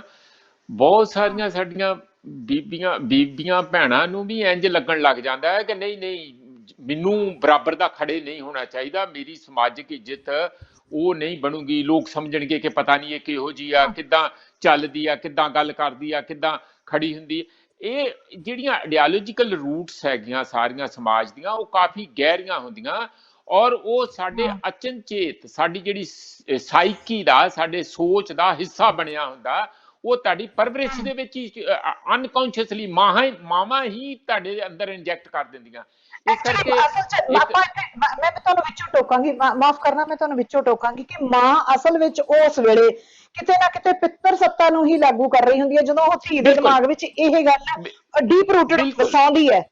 ਹਾਂਜੀ ਬਿਲਕੁਲ, ਕਿ ਉਹ ਖੁਦ ਉਸ ਨੂੰ ਅਹਿਸਾਸ ਨਹੀਂ ਹੁੰਦਾ ਕਿ ਉਹ ਖੁਦ ਕਿਸੇ ਚੀਜ਼ ਦੀ ਵਿਕਟਮ ਹੈਗੀ ਹੈ ਔਰ ਉਹ ਜਿਹੜੀ ਆਪਣੀ ਵਿਕਟਮ ਹੋਡਿਆ ਉਹ ਖੁਦ ਅੱਗੇ ਟ੍ਰਾਂਸਫਰ ਕਰ ਰਹੀ ਹੈ, ਉਹ ਦੂਜਿਆਂ ਨੂੰ ਵੀ ਉਸੇ ਹੀ ਜਾਲ ਦੇ ਵਿੱਚ, ਉਸ ਬੁਣਤਰ ਦੇ ਵਿੱਚ ਬੁਣ ਰਹੀ ਹੈਗੀ। ਇਸ ਕਰਕੇ ਇਹ ਕਾਫੀ ਗਹਿਰੇ ਸਵਾਲ ਹੁੰਦੇ ਆ। ਪਰ ਮੈਂ ਇੱਕ ਚੀਜ਼ ਜ਼ਰੂਰ ਦੱਸਦਾ ਹਾਂ ਕਿ ਜਿੱਧਰ ਨੂੰ ਸਮਾਜ ਅਸੀਂ ਲੈ ਕੇ ਗਏ ਆ ਔਰ ਜਾ ਰਹੇ ਹਾਂ, ਜਿਹਦੇ ਵਿੱਚ ਇੰਡੀਵਿਜੂਅਲ ਪ੍ਰਧਾਨ ਜ਼ਿਆਦਾ ਹੋਊਗਾ ਔਰ ਜਿਹਦੇ ਚ ਜਿਹੜਾ ਸਾਡੇ ਜਿੰਨੇ ਵੀ ਮਾੜੇ ਮੋਟੇ ਸਮਾਜਿਕ ਰਿਸ਼ਤੇ, ਭਾਵੇਂ ਪਰਿਵਾਰ ਲੈਵਲ ਤੇ ਆ, ਭਾਵੇਂ ਜਾਤ ਲੈਵਲ ਤੇ ਆ, ਭਾਵੇਂ ਹੋਰ ਸਮਾਜ ਲੈਵਲ ਤੇ ਆ ਜਾਂ ਧਰਮ ਦੇ ਲੈਵਲ ਤੇ ਬਚੇ ਹੋਏ ਆ, ਉਹ ਕਾਫੀ ਉਹਨਾਂ ਦੇ ਵਿੱਚ ਹੋਰ ਕਈ ਕਿਸਮ ਦੀ ਭੰਨ ਤੋੜ ਆਉਣ ਵਾਲੀ ਹੈ। ਮੈਂ ਨਿੱਕਾ ਜਿਹਾ ਅੰਕੜਾ ਦੇ ਕੇ ਦੱਸਦਾ ਕਿ ਇੰਗਲੈਂਡ ਦੇ ਵਿੱਚ ਜੇ ਦੇਖੋ ਤੇ ਉੱਥੇ ਨਾਰਮਲ ਰੈਗੂਲਰ ਜਿਹੜੀ ਫੈਮਿਲੀ ਲਾਈਫ ਆ ਉਹ ਤੀਜਾ ਹਿੱਸਾ ਹੋਣਗੇ, ਤੀਜਾ ਹਿੱਸਾ ਜਿਹੜੇ ਆ ਸਿੰਗਲ ਪੇਰੈਂਟ ਫੈਮਿਲੀਜ਼ ਹੈਗੀਆਂ, ਤੇ ਤੀਜਾ ਹਿੱਸਾ ਵੈਸੇ ਰਹਿ ਰਹੇ, ਉਹਨਾਂ ਦੇ ਬੱਚੇ ਹੈਗੇ ਆ, ਬਾਅਦ ਵਿੱਚ ਬੱਚੇ ਜਦੋਂ ਵੱਡੇ ਹੋ ਜਾਂਦੇ ਉਦੋਂ ਸ਼ਾਦੀ ਕਰ ਲੈਂਦੇ ਆ ਬੱਚਿਆਂ ਨੂੰ ਨਾਲ ਲੈ ਕੇ। ਇਸ ਕਿਸਮ ਦਾ ਇੱਕ ਪਰਿਵਾਰ ਵੀ, ਕਿਉਂਕਿ ਅਸੀਂ ਵੈਸਟਰਨ ਸੋ ਕਾਲਡ ਐਨਲਾਈਟਨਮੈਂਟ ਉਸ ਮਾਡਲ ਨੂੰ ਚੰਗੇ ਤਰੀਕੇ ਨਾਲ ਫਾਲੋ ਕਰ ਰਹੇ ਹਾਂ, ਅਲਟੀਮੇਟਲੀ ਜਿਹੜੀ ਅਨੂ ਜੀ ਦੀ ਚਿੰਤਾ ਹੈ ਕਿ ਪਰਿਵਾਰ ਕਿਵੇਂ ਚਲਾਉਣਾ। ਅੱਜ ਦੀ ਤਰੀਕ ਦੇ ਵਿੱਚ ਜਿਹੜਾ ਜਦੋਂ ਰਾਸ਼ਟਰਪਤੀ ਅਮਰੀਕਾ ਦੀ ਚੋਣ ਹੁੰਦੀ ਹੈ ਤੇ ਇੱਕ ਉਹਨਾਂ ਦਾ ਮੇਨ ਨਾਰਾ ਹੁੰਦਾ ਸੇਵ ਫੈਮਿਲੀ। ਇਹ ਇੱਕ ਵੱਡੀ ਡਿਮਾਂਡ ਹੁੰਦੀ ਹੈ ਕਿ ਅਸੀਂ ਆਪਣੇ ਪਰਿਵਾਰਾਂ ਨੂੰ ਕਿਵੇਂ ਬਚਾਉਣਾ।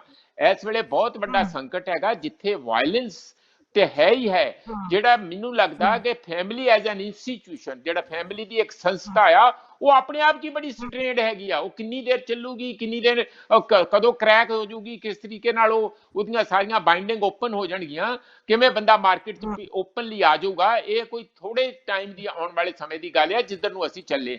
ਇਸ ਕਰਕੇ ਜਿਹੜਾ ਮੈਨੂੰ ਲੱਗਦਾ ਆ ਕਿ ਜਦ ਤੱਕ ਅਸੀਂ ਇੱਕ ਨਵੀਂ ਕਿਸਮ ਦੀਆਂ ਰੌ ਰੀਤਾਂ, ਉਹਨੂੰ ਮੋਰਲ ਕਹੋ ਤੁਸੀਂ, ਉਸ ਨੂੰ ਐਥੀਕਲ ਕਹੋ, ਉਸ ਕਿਸਮ ਦੀਆਂ ਸਮਾਜ ਦੇ ਵਿੱਚ ਨਹੀਂ ਲੈ ਕੇ ਆਉਂਦੇ ਤੇ ਸਿਰਫ ਪੈਸੇ ਦੇ ਨਾਲ ਇਨਸਾਨ ਨੂੰ ਤੋਲਣਾ ਲਗਾਤਾਰ ਜਾਰੀ ਰੱਖਾਂਗੇ ਤਾਂ ਅਜੇ ਆਉਣ ਵਾਲੇ ਸਮੇਂ 'ਚ ਇਹ ਜਿਹੜੇ ਰੂਪ ਆ ਜਿਨ੍ਹਾਂ ਨੂੰ ਅਸੀਂ ਪੁਲਿਸ ਰਾਹੀਂ ਜਾਂ ਕਾਨੂੰਨਾਂ ਰਾਹੀਂ ਜਾਂ ਕੋਰਟ ਕਚਹਿਰੀਆਂ ਰਾਹੀਂ ਹੱਲ ਕਰਨ ਦੀ ਕੋਸ਼ਿਸ਼ ਕਰਾਂਗੇ, ਕਦੀ ਨਹੀਂ ਹੋਣਗੇ।